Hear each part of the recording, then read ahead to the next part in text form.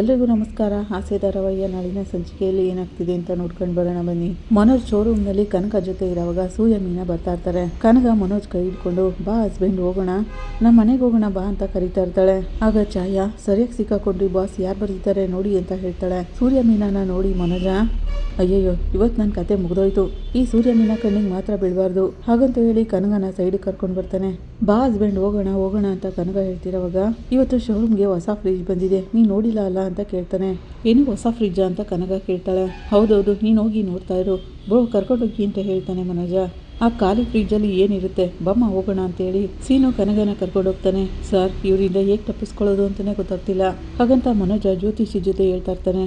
ಆಗ ಸೂರ್ಯ ಹತ್ರ ಬಂದ್ಬಿಟ್ಟು ಏನೋ ವ್ಯಾಪಾರ ಮಾಡದೆ ಮಾತಾಡ್ತಾ ಕೂತಿದ್ಯಾ ಅಂತ ಕೇಳ್ತಾನೆ. ಇವ್ರು ನಮ್ಮ ಜ್ಯೋತಿಷಿಗಳ, ಅವ್ರ ಜೊತೆ ಮಾತಾಡ್ತಿದ್ದೆ ಅಂತಾನೆ ಮನೋಜ. ಇವರೇನಾ ಅವರು? ಸರ್ ಮೊದಲು ಕೈ ಕೊಡಿ ಸರ್, ಸೂಪರ್ ಆಗಿರೋ ಕೆಲಸ ಮಾಡಿದ್ದೀರಾ, ಒಳ್ಳೆ ಹೆಸರಿಟ್ಟಿದ್ದೀರಾ ಸರ್ ಅಂತಿರೋವಾಗ ಆ ಹೆಸರಿಂದಾನೆ ಇವರು ತುಂಬಾನೇ ಮೇಲೆ ಹೋಗ್ತಾರೆ, ಸ್ವಲ್ಪ ದಿನದಲ್ಲೇ ಕೋಟೀಶ್ವರರಾಗ್ತಾರೆ ಅಂತ ಜ್ಯೋತಿಷಿ ಹೇಳ್ತಾನೆ. ಈಗಾಗಲೇ ಆಗೋಯ್ತಲ್ಲ ಅದೆಲ್ಲ ಅಂತ ಛಾಯಾ ಅನ್ಕೋತಿರ್ತಾಳೆ. ಸರಿ ದಿಢೀರಂತ ಏನು ಈ ಕಡೆಗೆ ಅಂತ ಮನೋಜ ಕೇಳ್ತಾನೆ. ಆಗ ಸೂರ್ಯ AC ತಗೋಬೇಕಿತ್ತು ಅದಕ್ಕೆ ಬಂದಿದ್ದೀವಿ ಅಂತಾನೆ. ACನಾ ಅಂತ ಮನೋಜ ಕೇಳ್ತಾನೆ. ನಾನು ಬೇರೆ ಅಂಗಡಿಗೆ ಹೋಗೋಣ ಅಂತ ಹೇಳಿದೆ, ಆದರೆ ಮೀನಾನೇ ಇಲ್ಲಿ ಕರ್ಕೊಂಡು ಬಂದಿದ್ದು. ಸೂರ್ಯ ಹಾಗಂತಿರುವಾಗ ಏನ್ರಿ ಬಂದಿರೋ ಕೆಲಸ ನೋಡೋಣ ಬನ್ನಿ ಅಂತಾಳೆ ಮೀನಾ. ನಿನಗೇನಕ್ಕೂ AC? ಕಾರ್ಗೆಲ್ಲ ಈ ಥರ AC ಹಾಕೋಕ್ಕಾಗಲ್ಲ ಕಣೋ ಅಂತಾನೆ ಮನೋಜ. ಏನು ಮೀನಾ ಇದು ಒಂದು ಜೋಕು ಅಂತ ಹೇಳ್ತಿದ್ದ ನೀನು? ನಿನ್ನ ಈ ಜೋಕುಗೆಲ್ಲ ನಗೋಕ್ಕಾಗಲ್ಲ ಕಣೋ, ಮೊದಲು AC ತೋರಿಸು ಅಂತಾನೆ ಸೂರ್ಯ. ತೋರಿಸ್ತೀನಿ ಆದರೆ ತುಂಬ ಮುಖ್ಯವಾದ ವಿಷಯ ಒಂದಿದೆ, ಇಲ್ಲಿ ಇನ್ಸ್ಟಾಲ್ಮೆಂಟಲ್ಲೆಲ್ಲ ಕೊಡೋಕ್ಕಾಗಲ್ಲ ಅಂತಾನೆ. ಮನೋಜ್ ಆಗಂತಿರೋವಾಗ ಏನು ನಾವು ಫುಲ್ ಅಮೌಂಟ್ ಕೊಟ್ಟು ತಗೊಳಕ್ಕಾಗಲ್ಲ ಅಂದ್ಕೊಂಡಿದ್ಯಾ? ಇನ್ಸ್ಟಾಲ್ಮೆಂಟ್ ಎಲ್ಲ ಏನು ಬೇಡ, ಡಿಸ್ಕೌಂಟಲ್ಲಿ ಕೊಡು ಅಂತಾನೆ ಸೂರ್ಯ. ಡಿಸ್ಕೌಂಟಾ? ಅದನ್ನು ಕೊಡೋಕ್ಕಾಗಲ್ಲ ಅಂತಾನೆ ಮನೋಜ. ನಾನು ನಿನ್ನ ತಮ್ಮ ಕಣೋ, ಒಂದು ಸಣ್ಣ ಡಿಸ್ಕೌಂಟ್ ಕೊಡೋಕ್ಕಾಗಲ್ಲ ಅಂತಾನೆ ಸೂರ್ಯ. ನಮ್ಮ ಬಾಸು ಬಿಸ್ನೆಸ್ಸಲ್ಲಿ ತುಂಬಾ ಸ್ಟ್ರಿಕ್ಟು, ಡಿಸ್ಕೌಂಟಲ್ಲಿ ಯಾರಿಗೂ ಕೊಡೋಲ್ಲ ಅಂತಾಳೆ ಛಾಯಾ. ಮನೆಯವ್ರಿಗೆ ಮಾತ್ರ ಕೊಡೋಕ್ಕಾಗಲ್ಲ, ಆದರೆ ಹೊರಗಡೆಯವ್ರಿಗೆ ಚೆನ್ನಾಗೇ ಕೊಡ್ತಾನೆ ಅಂತಾನೆ ಸೂರ್ಯ. ಇದು ನಾನು ಬಿಸ್ನೆಸ್ ಮಾಡೋ ಜಾಗ ಕಣೋ ಅಂತಾನೆ ಮನೋಜ. ನಮಗೆ ಡಿಸ್ಕೌಂಟ್ ಎಲ್ಲ ಬೇಡ, ಚೆನ್ನಾಗಿರೋ AC ತೋರ್ಸಕ್ಕೆ ಹೇಳಿ ಅಂತಾಳೆ ಮೀನಾ. ಛಾಯಾ ಹೋಗಿ AC ತೋರಿಸು ಅಂತಾನೆ ಮನೋಜ. ಓಕೆ ಬಾಸ್ ಅಂತ ಛಾಯಾ ಹೋಗ್ತಾಳೆ. AC ನೋಡ್ತಿರೋವಾಗ ಅಲ್ಲಿ ಕನಗ ನಿಂತಿರೋದನ್ನ ಸೂರ್ಯ ಮೀನಾ ನೋಡ್ತಾರೆ. ಮೀನಾ ಮದುವೆಗೆ ನೀನು ಡೆಕೋರೇಷನ್ ಆರ್ಡರ್ ತೊಗೊಂಡಿದ್ಯಲ್ಲ ಆ ಹುಡುಗಿ ಇಲ್ಲೇ ಇದ್ದಾಳೆ ಹಾಗಂತ ಸೂರ್ಯ ಹೇಳ್ತಾನೆ. ಹೌದು ರೀ, ಏನಮ್ಮ ನಾವಿಬ್ರು ನಿನಗೆ ಗೊತ್ತಾ ಅಂತ ಕೇಳ್ತಾಳೆ ಮೀನಾ. ಗೊತ್ತಿದೆಯಲ್ಲ, ನೀವಿಬ್ರು ನನ್ನ ಮುಂದೆನೇ ನಿಂತಿದ್ದೀರಲ್ಲ ಅಂತ ಕನಗ ಹೇಳ್ತಾಳೆ. ಇದೆಲ್ಲ ಚೆನ್ನಾಗಿ ಗೊತ್ತಾಗುತ್ತೆ ಇವ್ರಿಗೆ, ನೋಡಿದ್ಯಾ ಅಂತಾನೆ ಸೂರ್ಯ. ಏನಮ್ಮ ನಾವಿಬ್ರು ನಿಮ್ಮ ಮದುವೆಗೆ ಬಂದಿದ್ವಲ್ಲ ಅಂತಾನೆ ಕನಗ ಯೋಚನೆ ಮಾಡ್ತಿರುವಾಗ ಏನ್ ಬ್ರೋ ಇದು, ಅವ್ರ ಎದುರಿಗೆ ಹೋಗಿ ನಿಂತಿದ್ದಾಳಲ್ಲ ಅಂತ ಮನೋಜ ಪೇಚಾಡ್ತಿರ್ತಾನೆ. ಆಗ ಕನಕ ನೆನಪು ಮಾಡ್ಕೊಂಡು ನೀವೇ ತಾನೇ ನಮ್ಮ ಮನೆಗೆಲ್ಲ ಮದುವೆನಲ್ಲಿ ಹೂವಿನ ಅಲಂಕಾರ ಮಾಡಿದ್ದು ಅಂತಾಳೆ. ಅಮ್ಮ ಜೊತೆಲಿ ಬಂದಿಲ್ವಾ ಅಂತ ಮೀನಾ ಕೇಳ್ತಾಳೆ. ಇಲ್ಲ ನಾನೇ ಬಂದಿದ್ದು ಅಂತ ಕನಗ ಹೇಳ್ತಾಳೆ. ಒಬ್ಳೆ ಏನಕ್ಕೆ ಬಂದೆ ಇಲ್ಲಿಗೆ ಅಂತ ಮೀನಾ ಕೇಳ್ತಾಳೆ. ನನ್ನ ಹಸ್ಬೆಂಡ್ ಇಲ್ಲೇ ಇರೋದು ಅಂತಾಳೆ ಕನಗ. ಇಲ್ಲೇ ಇದ್ದಾರಾ? ಎಲ್ಲಿದ್ದಾರ ನಿಮ್ಮ ಹಸ್ಬೆಂಡ್ ಅಂತ ಸೂರ್ಯ ಕೇಳ್ತಾನೆ. ಕನಗ ಅದು ಅಲ್ಲಿ ನೋಡಿ ಅವರೇ ನನ್ನ ಹಸ್ಬೆಂಡು ಅಂತ ತೋರಿಸ್ತಾಳೆ. ಅವಳು ಮನೋಜನ್ನೇ ತೋರಿಸಿರ್ತಾಳೆ. ಸೂರ್ಯ ಮೀನಾ ಏನು ಹೇಳಬೇಕು ಅಂತ ಗೊತ್ತಾಗದೆ ಮನೋಜನ ಹತ್ರ ಬಂದು ಏನೋ ಇದು, ಆ ಹುಡುಗಿ ನಿನ್ನೇ ಹಸ್ಬೆಂಡ್ ಅಂತ ತೋರಿಸ್ತಿದ್ದಾಳಲ್ಲ ಅಂತ ಕೇಳ್ತಾನೆ ಸೂರ್ಯ. ನನ್ನನ್ನಲ್ವೋ ಸರ್ನ ತೋರಿಸಿದ್ದು ಅಂತ ಮನೋಜ ಕೈ ತೋರಿಸ್ಬಿಡ್ತಾನೆ ಅವ್ರ ಕಡೆಗೆ. ಆಗ ಜ್ಯೋತಿಷಿ ಅಯ್ಯೋ ಅಂದ್ಕೊಂಡು ಸರ್ ನಾನೇ ಅವ್ರ ಹಸ್ಬೆಂಡ್ ಅಂತ ಹೇಳ್ತಾರೆ. ಹೌದಾ ಸರ್, ಶುಭಾಶಯಗಳು ನಿಮಗೆ. ನಾವು ಅವತ್ತು ನಿಮ್ಮ ಮದುವೆಗೆ ಬಂದಿದ್ವಿ ಸರ್, ನನ್ನ ವೈಫೇ ಫ್ಲವರ್ ಡೆಕೋರೇಷನ್ ಎಲ್ಲ ಮಾಡಿದ್ದು. ಅವನಾಗಂತಿರುವಾಗ ಹೌದಾ ಸರಿ ಅಂತಾನೆ ಜ್ಯೋತಿಷಿ. ಆದ್ರೆ ಈ ಕಡೆ ಕನಗ ವಾಷಿಂಗ್ ಮಿಷಿನ್ ಫ್ರಿಡ್ಜ್ ಎಲ್ಲ ತೆಗೆದು ನೋಡ್ತಾ ಇರ್ತಾಳೆ. ನಿಮ್ಮ ಮದುವೆನಲ್ಲಿ ನಾವು ಬೇಗ ಬಂದ್ಬಿಟ್ವಿ ಸರ್ ಅಂತ ಸೂರ್ಯ ಹೇಳ್ತಿರುವಾಗ ನೀವೇನೇ ಬೇಗ ಹೊರಟೋಗ್ಬಿಟ್ಟಿದ್ರಲ್ಲ ಅಂತ ಜ್ಯೋತಿಷಿ ಹೇಳ್ತಾನೆ. ನಾವು ಬೇಗ ಹೋಗಿದ್ದು ನಿಮ್ಗೆ ಗೊತ್ತು ಅಂತ ಮೀನಾ ಪ್ರಶ್ನೆ ಮಾಡ್ತಾಳೆ. ಅವತ್ತು ಡೆಕೋರೇಷನ್ ತುಂಬಾ ಚೆನ್ನಾಗಿತ್ತಲ್ಲ, ಯಾರು ಮಾಡಿದ್ದು ಅಂತ ಕೇಳಿದೆ. ನೀವೇ ಮಾಡಿದ್ದು, ನೀವು ಹೊರಟೋಗಿದ್ದೀರಾ ಅಂತ ಕನಗಮ್ಮ ಹೇಳಿದ್ರು ಅಂತ ಜ್ಯೋತಿಷಿ ಹೇಳ್ತಾನೆ. ಸೀನು ಅವತ್ತು ನೀವು ಹೇಳಿದ್ರಲ್ಲ ಆ ಫ್ರೆಂಡು ಇವರೇನಾ ಅಂತ ಕೇಳ್ತಾನೆ ಸೂರ್ಯ.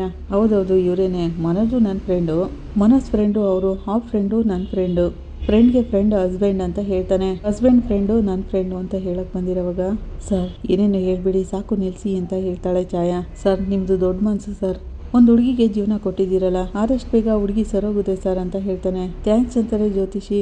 ಸರ್ ಡಾಕ್ಟ್ರನ್ನ ನೋಡಿದ್ರಾ, ಏನು ಹೇಳಿದ್ರು ಹಾಗಂತ ಸೂರ್ಯ ಕೇಳ್ತಿರೋವಾಗ ಜ್ಯೋತಿಷಿ ಅದು ಇದು ಅಂತ ಹೇಳ್ತಾ ಇರ್ತಾನೆ. ಆಗ ಮನೋಜ ನೀನು AC ತಗೊಳಕ್ ತಾನೇ ಬಂದಿದ್ದು, ನಾನೇ ತೋರಿಸ್ತೀನಿ ಬಾ ಅಂತ ಕರ್ಕೊಂಡು ಹೋಗ್ತಾನೆ. ಅಯ್ಯೋ ಮರ್ತ್ಬಿಟ್ನಲ್ಲ ಅಂತ ಸೂರ್ಯ ಅವನಿಂದೆ ಹೋಗ್ತಾನೆ. ಸರಿ ಸರ್ ನಾನು ಬಂದು ಮಾತಾಡ್ತೀನಿ, ಮೀನಾ ಬಾ ಅಂತ ಹೇಳಿ ಹೋಗ್ತಿರೋವಾಗ ಹಸ್ಬೆಂಡ್ ಬಾ ಹೋಗೋಣ, ನನಗೆ ಬೋರ್ ಆಗ್ತಿದೆ ಅಂತ ಕನಗ ಜೋರ ಕೂಗಾಡಕ್ಕೆ ಶುರು ಮಾಡ್ತಾಳೆ. ಮನೋಜನ್ ಜೀವ ಬಾಯಿಗೆ ಬರುತ್ತೆ. ಜ್ಯೋತಿಷಿಗೆ ಏನು ಮಾಡಬೇಕು ಅಂತಾನೆ ಗೊತ್ತಾಗಲ್ಲ. ಆಗ ಸೂರ್ಯ ಸರ್ ಏನು ಸರ್ ನೀವು, ನಿಮ್ಮ ವೈಫ್ ಕರೀತಿದ್ದಾರಲ್ಲ ಅದು ಹೊಸ ಹೆಂಡ್ತಿ, ಹೋಗಿ ಸರ್ ಅಂತಾನೆ. ಸರಿ ಅಂತ ಹೇಳ್ತಿರೋವಾಗ ಏಯ್ ಬಾರು ಅಂತಾಳೆ ಜೋರಾಗಿ ಕನಗ. ಬರ್ತೀನಮ್ಮ ಅಂತೇಳಿ ಜ್ಯೋತಿಷಿ ಹೋಗ್ತಿರೋವಾಗ ಮನೋಜ್ ಕೂಡ ಬರ್ತಾನೆ. ಛಾಯಾ ನೀನ್ ಅವ್ರಿಗೆ ಎಸಿ ತೋರಿಸ್ಬಿಡು ಅಂತ ಹೇಳಿ ಕನಗ ಜೊತೆ ಹೋಗ್ತಾನೆ. ಸೂರ್ಯ ಮೀನಾಗೆ ಕಾಣದೇ ಇರೋ ಹಾಗೆ ಫ್ರಿಜ್ ಹತ್ರ ಬರ್ತಾರೆ 3 ಜನನು. ನೀವು ನನ್ನನ್ನ ಸರಿಯಾದ ಸಮಯದಲ್ಲಿ ಸಿಕ್ಕಾಕಿಸ್ಬಿಡ್ತೀರಾ ಅಂತ ಜ್ಯೋತಿಷಿ ಹೇಳ್ತಿರೋವಾಗ ಸಾರಿ ಸರ್ ಬೇರೆ ದಾರಿ ಇಲ್ಲೇ ಅದಕ್ಕೆ ಅಂತ ಮನೋಜ ಹೇಳಕ್ ಬರ್ತಾನೆ. ಆಗ ಕನಗ ಹಸ್ಬೆಂಡ್ ನನ್ಗೆ ಜ್ಯೂಸ್ ಬೇಕು ಬಾ ತೆಗೆದುಕೊಡು ಅಂತ ಕೇಳ್ತಾಳೆ. ಅದು ಸರ್ ಜೊತೆ ಹೋಗು ಅವರು ತುಂಬಾನೇ ಚೆನ್ನಾಗಿರೋ ಜ್ಯೂಸ್ ಕೊಡಿಸ್ತಾರೆ ಅಂತಾನೆ. ಇಲ್ಲ ನೀನೇ ಬರಬೇಕು ನೀನ್ ತಾನೇ ನನ್ನ ಹಸ್ಬೆಂಡ್ ಅಂತಾಳೆ ಕನಗ. ನನಗೆ ಸ್ವಲ್ಪ ಕೆಲಸ ಇದೆ ಅಮ್ಮ ಅದಕ್ಕೆ ಇವ್ರ ಜೊತೆ ಹೋಗು ಅಂತ ಹೇಳ್ತಿರೋದು. ಸ್ವಲ್ಪ ಹೊತ್ತಲ್ಲೇ ಬಂದ್ಬಿಡ್ತೀನಿ ನಿನ್ ಜೊತೆಗೆ ಸರಿನಾ ಅಂತ ಹೇಳ್ತಾನೆ. ನೀನ್ ಬರ್ತೀಯಾ ಅಂತ ಕೇಳ್ತಾಳೆ ಕನಗ. ಖಂಡಿತ ಬರ್ತೀನಿ ಅಂತಾನೆ ಮನೋಜ. ಸರ್ ಪ್ಲೀಸ್ ಸರ್ ಕರ್ಕೊಂಡೋಗಿ ಸರ್ ಅಂತ ಕೇಳ್ಕೊತಾನೆ ಜ್ಯೋತಿಷಿನ. ಕನಗ ಮನೋಜ್ ಬಂದ್ಬಿಡ್ತಾರೆ. ನೀನ್ ನಡಿಯಮ್ಮ ನಾನು ತುಂಬಾನೇ ಜ್ಯೂಸ್ ಕೊಡಿಸ್ತೀನಿ ನಿನಗೆ ಅಂತ ಹೇಳ್ತಾರೆ ಜ್ಯೋತಿಷಿ. ಸರಿ ಬನ್ನಿ ಹೋಗೋಣ ಅಂತ ಹೇಳಿ ಕನಗ ಮುಂದೆ ಹೋಗ್ತಾಳೆ. ಜ್ಯೋತಿಷಿ ಅಯ್ಯೋ ಅನ್ಕೊಂಡು ಹೋಗ್ತಾನೆ. ಮನೋಜ ಹಬ್ಬಾ ಅನ್ಕೊಂಡು ಸುಸ್ತಾಗಿ ಬಂದು ಚೇರ್ ಹತ್ರ ಹೊಡಿಕೊಂಡು ನಿಂತ್ಕೋತಾನೆ. ಆಗ ಸೂರ್ಯ ಲೇ ಏನೋ ಅವ್ರು ಹೊಟ್ಟೋಗ್ಬಿಟ್ರ ಅಂತ ಕೇಳ್ತಾನೆ. ಯಾರು ಅಂತಾನೆ ಮನೋಜ. ಅದೇ ಕಣೋ ಹೊಸ್ದಾಗಿ ಮದ್ವೆ ಆಗಿದಾರಲ್ಲ ಜೋಡಿ ಅವ್ರನ್ನ ಕೇಳ್ತಿರೋದು ಅಂತಾನೆ. ಅವ್ರು ಆಗ್ಲೇ ಹೊಟ್ಟೋದ್ರು ಅಂತಾನೆ ಮನೋಜ. ಅದು ಸರಿ ಎಸಿನ ಯಾರಿಗೆ ತಗೋತಿದ್ದೀರಾ ಅಂತಿರೋವಾಗ ಎಸಿನ ಯಾರಿಗೆ ತಗೋತಿದೀವಿ ಏನಕ್ಕೆ ತಗೋತಿದೀವಿ ಎಲ್ಲಿಗೆ ತಗೊಂಡೋಗ್ತಿದೀವಿ ಅಂತ ಹೇಳಿದ್ರೇನಾ ಕೊಡೋದು ನೀನು. ಆ ಎಸಿ ಎಷ್ಟು ಅಂತ ಕೇಳ್ತಾನೆ. ಸರ್ ಅದು ಒಳ್ಳೆ ಕಂಪ್ನಿ ಇದೆ 3 years ವಾರಂಟಿ ಇದೆ ಒಳ್ಳೆ ಪ್ರೈಸಲ್ಲೇ ಸಿಗುತ್ತೆ ಅಂತ ಛಾಯಾ ಹೇಳ್ತಾಳೆ. ಮೀನಾ ನನಗೆ ಓಕೆ ನಿನ್ಗೆ ಓಕೆನಾ ಅಂತ ಸೂರ್ಯ ಕೇಳ್ತಾನೆ. ರೀ ನನಗೆ ಅದ್ರ ಬಗ್ಗೆ ಎಲ್ಲ ಏನೂ ಗೊತ್ತಿಲ್ಲ ನಿಮ್ಗೆ ಓಕೆ ಆದರೆ ನನಗೂ ಓಕೆ ಅಂತಾಳೆ ಮೀನಾ. ಆ ಎಸಿನ ಪ್ಯಾಕ್ ಮಾಡಿಸೋ ಅದನ್ನು ಫಿಟ್ ಮಾಡ್ಕೊಡೋಕೆ ಬರ್ತಾರೆ ಅಲ್ವಾ ಅಂತ ಕೇಳ್ತಾನೆ. ಅದನ್ನೆಲ್ಲ ಕಂಪ್ನಿಯವ್ರು ಬರ್ತಾರೆ ಎಲ್ಲಿಗೆ ತಗೋ ಹೋಗ್ತಿದ್ಯಾ ಅಡ್ರೆಸ್ ಹೇಳು ಅಂತಾನೆ. ಮನೋಜ್ ಆಗಂತಿರುವಾಗ ಲೈ ಮೊದಲು ನೀನು ಬಿಲ್ ಕೊಡೋ ಆಮೇಲೆ ನಾನು ಅಡ್ರೆಸ್ ಕೊಡ್ತೀನಿ ಅಂತಾನೆ ಸೂರ್ಯ. ಈ ಕಡೆ ಕುಸುಮ ಅವ್ರ ಮನೆಗೆ ತಾರಾಗೋಸ್ಕರ ಮೀನಾ ಸೂರ್ಯ ಎಸಿ ತೊಗೊಂಡು ಬರ್ತಾರೆ. ಅಮ್ಮ ಅಂತಿರೋವಾಗ ಬಾ ಮೀನಾ ಅಂತಾರೆ ಕುಸುಮ. ಏನಿದೆಯಲ್ಲ ಅಂತ ಹೇಳ್ತಿರೋವಾಗ ಹೇಳ್ತೀನತ್ತೆ ಆ ರೂಮ್ಗೆ ಫಿಟ್ ಮಾಡಿಬಿಡಿ ಅಂತ ಟೆಕ್ನಿಷಿಯನ್ಗೆ ಹೇಳ್ತಾನೆ ಸೂರ್ಯ. ಬನ್ನಿ ಬಾವ ಏನು ಎಸಿನೆಲ್ಲ ತೊಗೊಂಡು ಬಂದ್ಬಿಟ್ಟಿದ್ದೀರಾ ಅಂತ ಮಂಜ ಕೇಳ್ತಾನೆ. ಹೌದು ಕಣ ಮನೆಗೆ ಎಸಿ ತೊಗೊಂಡು ಬಂದಿದ್ದೀನಿ ಅಂತಾನೆ ಸೂರ್ಯ. ದಿಢೀರ್ ಅಂತ ಏನು ಮೀನಾ ಇದು ಅಂತ ಕುಸುಮ ಕೇಳ್ತಾರೆ. ಹಾಗಲ್ಲ ಅಮ್ಮ ತಾರಾ ಶ್ರೀಮಂತರು ಮನೆ ಹುಡುಗಿ ನಮ್ಮ ಮನೇಲಿ ರೂಮ್ ತುಂಬಾನೇ ಚಿಕ್ಕದು ಇಲ್ಲಿ ತುಂಬಾನೇ ಹೀಟ್ ಆಗುತ್ತೆ ನಿದ್ದೆನೂ ಮಾಡೋಕ್ಕಾಗಲ್ಲ. ಮೀನಾ ಹಾಗಂತಿರೋವಾಗ ಹಾಗೆಲ್ಲ ಏನಿಲ್ಲ ಅಂತಾಳೆ ತಾರಾ ನಮ್ಗೆ ಇದ್ರಲ್ಲೆಲ್ಲ ಅಭ್ಯಾಸ ಇದೆ ಆದರೆ ನಿನ್ಗೆ ಆಗಲ್ವಲ್ಲ ನಿನ್ನನ್ನು ತುಂಬಾನೇ ಚೆನ್ನಾಗಿ ನೋಡ್ಕೋಬೇಕು ಅಂತ ನಾವು ಅಂದ್ಕೊಂಡಿದ್ದೀವಿ. ಈಗ ನಮ್ಮ ಕೈಲಾದಷ್ಟನ್ನು ತೊಗೊಂಡು ಬಂದಿದ್ದೀವಿ ಅಂತಿರುವಾಗ ಒಳ್ಳೆ ಬ್ರ್ಯಾಂಡ್ ಇದು ವಿಚಾರಿಸೇ ತೊಗೊಂಡು ಬಂದಿದ್ದೀವಿ ಅಂತ ಸೂರ್ಯ ಹೇಳ್ತಾನೆ. ಅಣ್ಣ ಏನಕ್ಕೆ ಅವಶ್ಯಕತೆ ಇಲ್ಲದೆ ಇದನ್ನೆಲ್ಲ ತೊಗೊಂಡು ಬಂದಿದ್ದೀರಾ ಏನಕ್ಕೆ ಇಷ್ಟೊಂದೆಲ್ಲ ಕಷ್ಟಪಡ್ತಿದ್ದೀರಾ ಅಂತ ತಾರಾ ಕೇಳ್ತಾಳೆ. ಅದೆಲ್ಲ ಏನೂ ಇಲ್ಲಮ್ಮ ನಿಮ್ಮಪ್ಪ ನಿನ್ನನ್ನು ಎಷ್ಟು ಚೆನ್ನಾಗಿ ಬೆಳೆಸಿದ್ದಾರೆ. ಈಗ ನೀನು ನಮ್ಮನೆ ಹುಡುಗಿ ಮಂಜುನ ಮದುವೆ ಆಗಿದೆಯಾ ನಮ್ಮ ಕೈಲಾದಷ್ಟು ನಿನ್ನನ್ನು ಚೆನ್ನಾಗಿ ನೋಡ್ಕೋಬೇಕಲ್ವಾ. ಸೂರ್ಯ ಹಾಗಂತಿರೋವಾಗ ಬಾವಾ ಇದನ್ನೆಲ್ಲ ತಗೊಳ್ಳೋಕ್ಕೆ ತುಂಬಾ ಖರ್ಚಾಗಿರುತ್ತೆ ಈಗಾಗಲೇ ನಿಮಗೆ ಸುಮ್ಮನೆ ಸಾಲ ಇದೆ ಅಂತಿರೋವಾಗ ಸಾಲ ಯಾವಾಗಲೂ ಇದ್ದೇ ಇರುತ್ತೆ ಕಣೋ ಅದು ಇವತ್ತಿರುತ್ತೆ ನಾಳೆ ಹೋಗುತ್ತೆ ಅದನ್ನೇ ನೋಡ್ತಾ ಕೂತ್ಕೊಂಡೆ ಜೀವನದಲ್ಲಿ ಏನು ಮಾಡೋಕ್ಕಾಗಲ್ಲ ಕಣೋ. ಸೂರ್ಯ ಹಾಗಂತಿರೋವಾಗ ಕುಸುಮ ಅವರು ಅಳಿಯಂದ್ರೆ ಮಂಜನೆ ಕಲ್ಸಕ್ಕೋಗಿ ಚೆನ್ನಾಗಿ ಸಂಪಾದನೆ ಮಾಡಿ ಇದನ್ನೆಲ್ಲ ತಗೋತಿದ್ದ ಅಲ್ವಾ ನಿಮ್ಗೇನಕ್ಕೆ ಇಷ್ಟೊಂದೆಲ್ಲ ಶ್ರಮ ಅಂತ ಕೇಳ್ತಾರೆ. ಆಗ ತಾರಾ ಅಣ್ಣ ನಾನು ಆಡಂಬರವಾಗಿರ್ಬೇಕು ಅಂತ ನಾನು ಯಾವತ್ತೂ ಅಂದ್ಕೊಂಡವಳಲ್ಲ ನಾನು ಮಂಜುನ ಜೊತೆ ಚೆನ್ನಾಗಿ ಜೀವನ ಮಾಡಬೇಕು ಅಂತ ಅಂದ್ಕೊಂಡವಳು ಅಷ್ಟೇ. ನನಗೆ ಈ ಥರದ್ದೆಲ್ಲ ಬೇಡ ಅಣ್ಣ ಅಂತ ಹೇಳ್ತಾಳೆ ತಾರಾ. ಇದೆಲ್ಲ ಬೇಡ ಅನ್ನೋಕ್ಕೆ ಒಂದು ಒಳ್ಳೆ ಮನಸ್ಸಿರ್ಬೇಕಮ್ಮ ನಿನಗೋಸ್ಕರ ತರೋದ್ರಲ್ಲಿ ನನಗೆ ತುಂಬಾ ಸಂತೋಷ ಇದೆ. ಮಂಜ ತಾರಾನ ತುಂಬಾ ಚೆನ್ನಾಗಿ ನೋಡ್ಕೋ ಅವಾಗವಾಗ ಜ್ಯೂಸ್ ಕೊಡ್ತಾ ಇರಬೇಕು ಅಂತಾನೆ ಸೂರ್ಯ. ಕೊಡ್ತಾ ಇರ್ತೀನಿ ಬಾವಾ ಅಂತಾನೆ ಮಂಜು.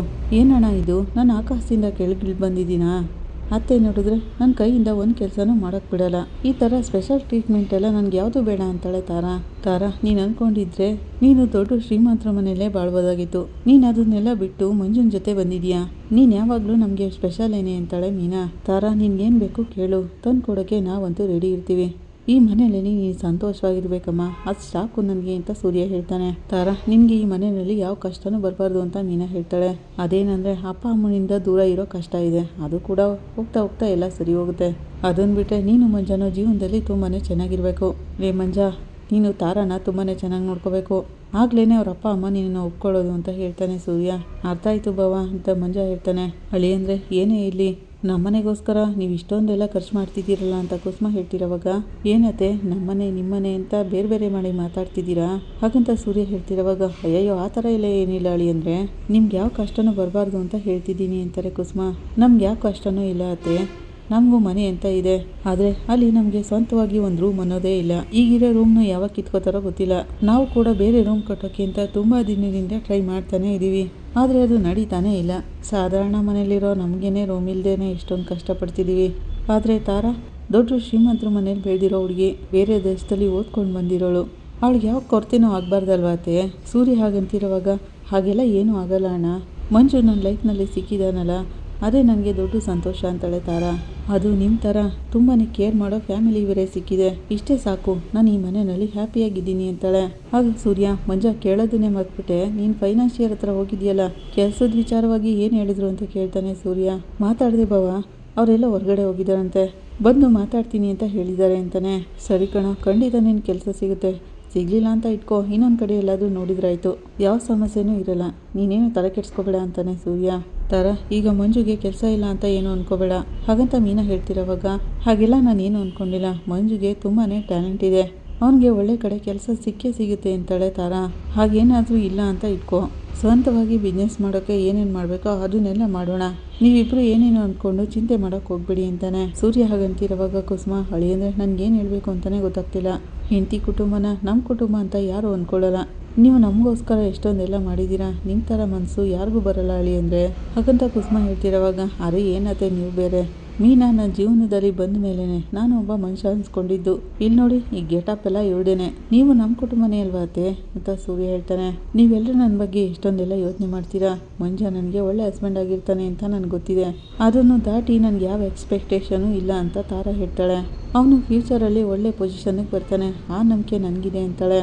ಆಗ ಸೂರ್ಯ, ಮಂಜು ನೋಡಿದ್ಯಾ, ಒಬ್ಬ ಗಂಡನಿಗೆ ತುಂಬ ಒಳ್ಳೆ ನಂಬಿಕೆ ಇಟ್ಕೊಂಡಿರೋ ಒಬ್ಬ ಹೆಂಡತಿ ಇದ್ದರೆ ಸಾಕು ಕಣೋ, ಹೆಸರು ಆಸ್ತಿ ಕೀರ್ತಿ ಎಲ್ಲ ತಾನಾಗ್ತಾನೆ ಉಳ್ಕೊಂಡು ಬರುತ್ತೆ ಅಂತಾನೆ ಸೂರ್ಯ.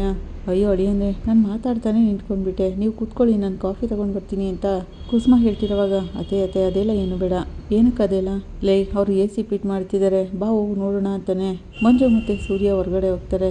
ಇಲ್ಲಿ ತಾರಾ ತುಂಬ ಥ್ಯಾಂಕ್ಸ್ ಅಂತ ಮೀನಾಗೆ ಹೇಳ್ತಾಳೆ. ಪರವಾಗಿಲ್ಲ ಅಂತಾಳೆ ಮೀನಾ. ಈ ಕಡೆ ಮನೋಜ್ ರೋಹಿಣಿ ಮನೆಗೆ ಬರ್ತಾನೆ. ಕುಸುಮ ಅವರು ಗಿಡಕ್ಕೆ ನೀರು ಹಾಕ್ತಿದ್ದು ಓಡ್ ಬರ್ತಾರೆ. ಅಳಿಯಂದ್ರೆ ಬನ್ನಿ ಅಂತ ಕರೀತಾರೆ. ರೋಹಿಣಿ ಇಲ್ವಾ ಅಂತ ಮನೋಜ ಕೇಳ್ತಾನೆ. ಕಲ್ಯಾಣಿ ಅಂತ ಜೋರಾಗಿ ಕೂಗ್ತಾರೆ ಪ್ರಮೀಳಾ. ಅಳಿಯಂದ್ರೆ ನಾನು ನಿಮ್ಮ ಹತ್ರ ಮಾತಾಡಬೇಕಾಗಿದ್ದು, ನನ್ನ ಮಗಳಿದ್ದು ಮಾಡಿದ್ದು ತಪ್ಪೇನೆ, ಅವಳೀಗ ಗರ್ಭಿಣಿಯಾಗಿದ್ದಾಳೆ, ಅವಳ ತಪ್ಪುಗಳನ್ನ ಕ್ಷಮಿಸಿ ಅವಳನ್ನ ಒಪ್ಕೊಳ್ಳಿ, ಈಗ ಅವಳು ಗರ್ಭಿಣಿ ಬೇರೆ ಆಗಿದ್ದಾಳೆ, ಅದರಿಂದ ದಯವಿಟ್ಟು ಅವಳನ್ನ ಒಪ್ಕೊಳ್ಳಿ ಅಂತ ಕೇಳ್ತಾರೆ. ಆಗ ಅಲ್ಲಿಗೆ ರೋಹಿಣಿ ಬರ್ತಾಳೆ. ಏನು ಮನೋಜ್ ದಿಢೀರಂತ ಈ ಕಡೆ, ಅವಳಾಗಂತಿರುವಾಗ ನಿನ್ನ ಜೊತೆ ಪರ್ಸ್ನಲಾಗಿ ಮಾತಾಡಬೇಕು ಅಂತಾನೆ ಮನೋಜ. ನೀವು ಒಳಗೋಗಿ ಮಾತಾಡ್ತೀರಿ, ನಾನು ಗಿಡಕ್ಕೆ ನೀರು ಹಾಕ್ಬಿಟ್ಟು ಬರ್ತೀನಿ ಅಂತ ಪ್ರಮೀಳಾ ಹೇಳ್ತಾಳೆ. ಮನೋಜ ಒಳಗೋಗ್ತಿರ್ತಾನೆ. ಆಗ ಪ್ರಮೀಳಾ, ಅಳಿಯಂದ್ರೆ ನನ್ನ ಮಗಳನ್ನ ಕೈ ಬಿಡಬೇಡಿ, ಅವಳು ನಿಮ್ಮನ್ನೇ ನಂಬಿದ್ದಾಳೆ ಹಾಗಂತ ಕೈ ಮುಗಿದು ಕೇಳ್ಕೊತಾರೆ. ಮನೋಜ ಒಳಗೋಗ್ತಾನೆ. ಹೇಳಿ ಮನೋಜ್, ಏನು ವಿಷಯ, ಮಗು ಬಗ್ಗೆ ಕೇಳಕ್ಕೆ ಬಂದ್ರ ಅಂತಾಳೆ. ಈ ವಾರದಲ್ಲೇ ಚೆಕಪ್ಗೆ ಹೋಗ್ತಿದ್ದೀನಿ, ನೀವು ಬರ್ತೀರಾ ಅಂತ ಕೇಳ್ತಾಳೆ. ಆಗ ಮನೋಜ ಅವಳ ಮುಂದೆ ದುಡ್ಡು ಹಿಡಿತಾನೆ. ಏನಿದು ಅಂತಾಳೆ. ನೀನು ಕೇಳಿದ 5 ಲಕ್ಷ ಇದರಲ್ಲೇ ಇರೋದು. ಅವನಾಗಂತಿರೋವಾಗ ನನಗೆ ಬೇಡ ಅಂತಾಳೆ ರೋಹಿಣಿ. ಯಾಕೆ, ನೀನು ತಾನೇ ಕೇಳಿದ್ದು. ಮನೋಜ್ ಆಗಂತಿರೋವಾಗ ಆಗಿದ್ದಂಥ ಸಿಚುವೇಶನ್ನೇ ಬೇರೆ, ಈಗಿದ್ರ ಅವಶ್ಯಕತೆ ನನಗಿಲ್ಲ ಅಂತಾಳೆ ರೋಹಿಣಿ. ಇದು ನನಗೋಸ್ಕರ ಖರ್ಚು ಮಾಡಿದ ದುಡ್ಡು ತಾನೇ ಅಂತ ಮನೋಜ ಹೇಳ್ತಿರೋವಾಗ, ಕರೆಕ್ಟೇ, ಆಗ ನೀವು ದುಡ್ಡು ಕೊಟ್ಬಿಟ್ರೆ ನಾನು ಡಿವೋರ್ಸ್ಗೆ ಸೈನ್ ಮಾಡ್ಕೊಡ್ತೀನಿ ಅಂತ ಹೇಳಿದ್ದೆ, ಈಗ ನಾನು ಆ ಐಡಿಯಾದಲ್ಲೇ ಇಲ್ಲ, ಅದರಿಂದ ನಾನೀಗ ದುಡ್ಡನ್ನ ತೊಗೊಳಕ್ಕಾಗಲ್ಲ ಅಂತಾಳೆ. ಮನೋಜ್, ಪಾಸ್ಟಲ್ಲಿ ಏನೇನು ನಡೀತೋ ಅದನ್ನೆಲ್ಲ ಮರೆಯೋಕ್ಕೆ ನಾನು ಟ್ರೈ ಮಾಡ್ತಿದ್ದೀನಿ, ನೀವು ಕೂಡ ಮರ್ತ್ಬಿಡಿ, ಈಗ ನಮ್ಮ ಮಗು ನನ್ನ ಹೊಟ್ಟೆಲಿದೆ, ಈಗ ನಾನು ನಿಮ್ಮಿಂದ ದೂರ ಆಗೋಕ್ಕಾಗಲ್ಲ, ಇನ್ನು 2-3 ತಿಂಗಳು ಹೋದರೆ ನಾನು ಕನ್ಸೀವಾಗಿದ್ದೀನಿ ಅಂತ ನನ್ನನ್ನು ನೋಡಿದವ್ರಿಗೆಲ್ಲ ಗೊತ್ತಾಗುತ್ತೆ, ಆಗ ಎಲ್ಲರೂ ನನ್ನನ್ನು ಪ್ರಶ್ನೆ ಮಾಡ್ತಾರೆ, ನಿಮ್ಮಿಂದ ದೂರ ಇದ್ದು ನಾನು ಬೇರೆಯವ್ರಿಗೆ ಏನಂತ ಹೇಳಿ, ಈ ಮಗುವಿನ ಅಪ್ಪ ಯಾರು ಅಂತ ಕೇಳಿದ್ರೆ ನಾನು ಹೇಗೆ ಉತ್ತರ ಕೊಡಲಿ ಅಂತ ರೋಹಿಣಿ ಹೇಳ್ತಿರೋವಾಗ, ಸಾರಿ ರೋಹಿಣಿ, ಗೊತ್ತಿಲ್ಲೇ ತಪ್ಪು ನಡೆದಿತ್ತು, ಸ್ವಲ್ಪ ಕೇರ್ಫುಲ್ ಆಗಿರಬೇಕಾಗಿತ್ತು, ನಡೆದಿರೋದನ್ನೆಲ್ಲನೂ ಮರ್ತ್ಬಿಡು ಅಂತಾನೆ. ಏನೂ ಮರಿಬೇಕಾ, ಸರಿ ಮರ್ತ್ಬಿಡ್ತೀನಿ, ಆದರೆ ಇದನ್ನು ಮರೆಯೋಕ್ಕಾಗಲ್ವಲ್ಲ ಹಾಗಂತ ಹೊಟ್ಟೆ ಮೇಲೆ ಕೈ ಇಟ್ಕೊಂಡು ಹೇಳ್ತಾಳೆ. ಈ ಮಗುವಿಗೋಸ್ಕರನಾದರೂ ನಾವು ಜೊತೆ ಸೇರಿ ಬಾಳಲೇಬೇಕು ಮನೋಜ್ ಹಾಗಂತ ರೋಹಿಣಿ ಹೇಳ್ತಿರೋವಾಗ, ಇದಕ್ಕೂ ಮೇಲೆ ನಾವು ಜೊತೆ ಸೇರಿ ಬಾಳ್ತೀವಿ ಅಂತ ಹೇಳೋಕ್ಕಾಗಲ್ಲ ರೋಹಿಣಿ ಅಂತಾನೆ ಮನೋಜ. ಜೊತೆ ಸೇರಲೇಬೇಕು ಮನೋಜ್, ನಮ್ಮ ಪ್ರೀತಿಗೆ ಸಾಕ್ಷಿನೇ ಈ ಮಗು, ನಮ್ಮ ಮಗು ನಮ್ಮಿಬ್ಬರನ್ನ ಸೇರಿಸುತ್ತೆ ಅನ್ನೋ ನಂಬಿಕೆ ನನಗಿದೆ. ರೋಹಿಣಿ ಅದಂತಿರೋವಾಗ, ರೋಹಿಣಿ ನನಗೇನು ಹೇಳಬೇಕು ಅಂತಲೇ ಗೊತ್ತಾಗ್ತಿಲ್ಲ ಅಂತಾನೆ ಮನೋಜ್. ನೀವು ಸತ್ಯ ಹೇಳಿದ್ರೆ ಸಾಕು ಮನೋಜ್, ಅವತ್ತು ಮನೆಯಲ್ಲಿ ಎಷ್ಟೊಂದು ಜನ ಇದ್ದರು, ಅವ್ರ ಮುಂದೆ ನಾನು ಕನ್ಸೀವ್ ಆಗಿದ್ದೀನಿ ಅಂತ ಗೊತ್ತಾದ್ಮೇಲೆ ನೀವೇನೇ ಈ ಮಗುಗೆ ಅಪ್ಪ ಅಂತ ಹೇಳಿದ್ರು ಬಾಯಿ ಮುಚ್ಕೊಂಡು ಸುಮ್ಮನೆ ನಿಂತಿದ್ರಿ ಅಲ್ಲ, ಹಂಗೆ ನನಗೆ ಎಷ್ಟೊಂದು ಕಷ್ಟ ಆಯಿತು ಗೊತ್ತಾ, ನಿಮ್ಮ ಮನಸಾಕ್ಷಿಗೆ ಗೊತ್ತಲ್ವಾ ಈ ಮಗುಗೆ ಯಾರಪ್ಪ ಅಂತ. ನಾನು ಬೇರೆ ವಿಷಯದಲ್ಲಿ ಸುಳ್ಳು ಹೇಳಿರ್ಬೋದು, ಏಮಾರಿಸಿರ್ಬೋದು, ಆದರೆ ಪ್ರತಿ ನಿಮಿಷದಲ್ಲೂ ನಾನು ನಿಮ್ಮ ಜೊತೆ ಪ್ರಾಮಾಣಿಕವಾಗಿ ನಡ್ಕೊಂಡಿದ್ದೀನಿ, ನನಗೆ ನಿಮ್ಮ ಮೇಲಿರೋ ಲವ್ ಇನ್ನೂ ಹೋಗೇ ಇಲ್ಲ ಹಾಗಂತ ರೋಹಿಣಿ ಹೇಳ್ತಿರೋವಾಗ, ನೀನು ಹೇಳ್ತಿರೋದೆಲ್ಲ ನಂಗೆ ಅರ್ಥ ಆಗ್ತಿದೆ, ಆದರೆ ಈ ಮಗು ನಂದೇ ಅಂತ ಮನೆಯಲ್ಲಿ ಹೇಳೋಕ್ಕಾಗಲ್ಲ ಅಂತಾನೆ ಮನೋಜ.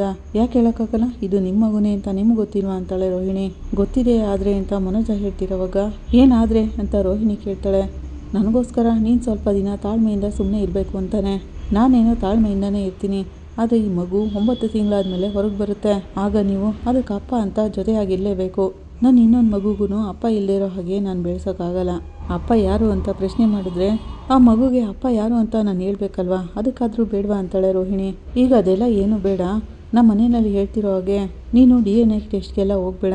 ಮನೋಜ್ ಹಾಗಂತಿರೋವಾಗ ರಿಕ್ವೆಸ್ಟ್ ಮಾಡ್ಕೋತಿದ್ಯಾ ಅಥವಾ ಕಂಡೀಷನ್ ಆಗ್ತಿದ್ಯಾ ಅಂತ ಕೇಳ್ತಾಳೆ ರೋಹಿಣಿ. ಆಗ ಮನೋಜ, ನೀನು ಕೇಳ್ತಿರೋ ಪ್ರಶ್ನೆಗೆಲ್ಲ ನಾನು ಉತ್ತರ ಕೊಡೋಕ್ಕಾಗ್ತಿಲ್ಲ, ಆದರೆ ನೀನು ನನಗೋಸ್ಕರ ಸ್ವಲ್ಪ ತಾಳ್ಮೆಯಿಂದ ಇರಬೇಕು ಪ್ಲೀಸ್ ಅಂತಾನೆ. ಎಲ್ಲಿವರೆಗೂ ಅಂತಾಳೆ ರೋಹಿಣಿ. ಅದಕ್ಕೆ ಅಂತ ಒಂದು ಟೈಮ್ ಬರುತ್ತೆ ಅಂತ ಹೇಳ್ತಿರೋವಾಗ, ಸರಿ ಮನೋಜ್, ನಾನು ತಾಳ್ಮೆಯಿಂದನೇ ಇರ್ತೀನಿ, ಆದರೆ ಈ ಮಗು ಹೊರಗೆ ಬರ್ತಿದ್ದಂಗೆ ಇದಕ್ಕೆ ಅಪ್ಪ ಆಗಿ ನೀವೇ ಈ ಮಗುನ ಎತ್ಕೋಬೇಕು, ನೀವೇ ಈ ಮಗುವಿನ ಅಪ್ಪ ಅಂತ ಎಲ್ರಿಗೂ ಹೇಳಬೇಕು ಹಾಗಂತ ರೋಹಿಣಿ ಹೇಳ್ತಿರೋವಾಗ, ಅದಕ್ಕೆಲ್ಲ ಇನ್ನೂ ಟೈಮ್ ಇದೆಯಲ್ಲ ಅಂತಾನೆ ಮನೋಜ. ಆಮೇಲೆ ನೋಡ್ಕೊಳ್ಳೋಣ ಥ್ಯಾಂಕ್ಸ್ ಅಂತೇಳಿ ದುಡ್ಡು ಕೊಡೋಕೆ ಹೋಗ್ತಾನೆ. ಈ ದುಡ್ಡು ನಿನ್ನ ಹತ್ರನೇ ಇಲ್ಲಿ, ನಿನ್ಗೆ ಅವಶ್ಯಕತೆ ಇರುತ್ತೆ. ಅವನಾಗಂತಿರೋವಾಗ, ಈ ದುಡ್ಡು ಕೊಟ್ಬಿಟ್ರೆ ನಾನು ಡಿವೋರ್ಸ್ ಕೊಟ್ಬಿಡ್ತೀನಿ ಅಂತ ಏನಾದರೂ ಹಾಗಂತ ರೋಹಿಣಿ ಹೇಳ್ತಿರೋವಾಗ, ಇದು ನಿನಗೆ ಸೇರ್ಬೇಕಾಗಿರೋ ದುಡ್ಡು ತಾನೆ ಹಾಗಂತ ಮನೋಜ ಹೇಳ್ತಿರೋವಾಗ, ನನಗೆ ಸೇರ್ಬೇಕಾಗಿರೋ ದುಡ್ಡನ್ನೇನೋ ಕೊಡ್ತಿದ್ದೀರಾ, ಆದರೆ ನನಗೆ ಸೇರ್ಬೇಕಾಗಿರೋ ಮನೋಜ್ ಯಾವಾಗ ಬರ್ತಾರೆ ಅಂತ ಕೇಳ್ತಾಳೆ ರೋಹಿಣಿ. ನೀವು ಬರ್ತೀರಾ ಮನೋಜ್, ನಿಮ್ಮ ಮೇಲಿರೋ ನನ್ನ ಲವ್ ನಿಜವಾದದ್ದು, ಅದೇನೇ ನಿಮ್ಮನ್ನ ಇಲ್ಲಿ ಕರ್ಕೊಂಡು ಬಂದು ಸೇರಿಸುತ್ತೆ. ರೋಹಿಣಿ ಆಗಂತಿರೋವಾಗ ತನ್ನ ಕೈಲಿರೋ ದುಡ್ಡನ್ನ ತೆಗೆದು ಟೇಬಲ್ ಮೇಲೆ ಇರ್ತಾನೆ ಮನೋಜ. ಮೆಡಿಸನ್ ಖರ್ಚಾಗುತ್ತೆ, ಇದನ್ನ ಯೂಸ್ ಮಾಡ್ಕೊ ಅಂತ ಹೇಳ್ತಾನೆ. ಸರಿ ಮನೋಜ್, ನಿಮ್ಮ ಮಗುನ ಭದ್ರವಾಗಿ ನಿಮ್ಮ ಕೈಗೆ ಸೇರಿಸ್ತೀನಿ ಅಂತಾಳೆ ರೋಹಿಣಿ. ನೀವು ಬರ್ತೀರಾ ಅಂತ ನಾವಿಬ್ರು ಕೂಡ ವೆಯ್ಟ್ ಮಾಡ್ತಿರ್ತೀವಿ ಹಾಗಂತ ರೋಹಿಣಿ ಹೇಳ್ತಿರೋವಾಗ, ನಾನು ನೀನು ಬರ್ತೀನಿ ಅಂತ ಮನೋಜ್ ಅಲ್ಲಿಂದ ಹೊರಟ್ಬಿಡ್ತಾನೆ. ಈ ಕಡೆ ಶ್ವೇತಾಗೋಸ್ಕರ ಎಲ್ಲರೂ ಸೇರಿ ಶ್ರುತಿ ಹೋಟೆಲ್ನಲ್ಲಿ ಟ್ರೀಟ್ ಕೊಡ್ತಿರ್ತಾರೆ.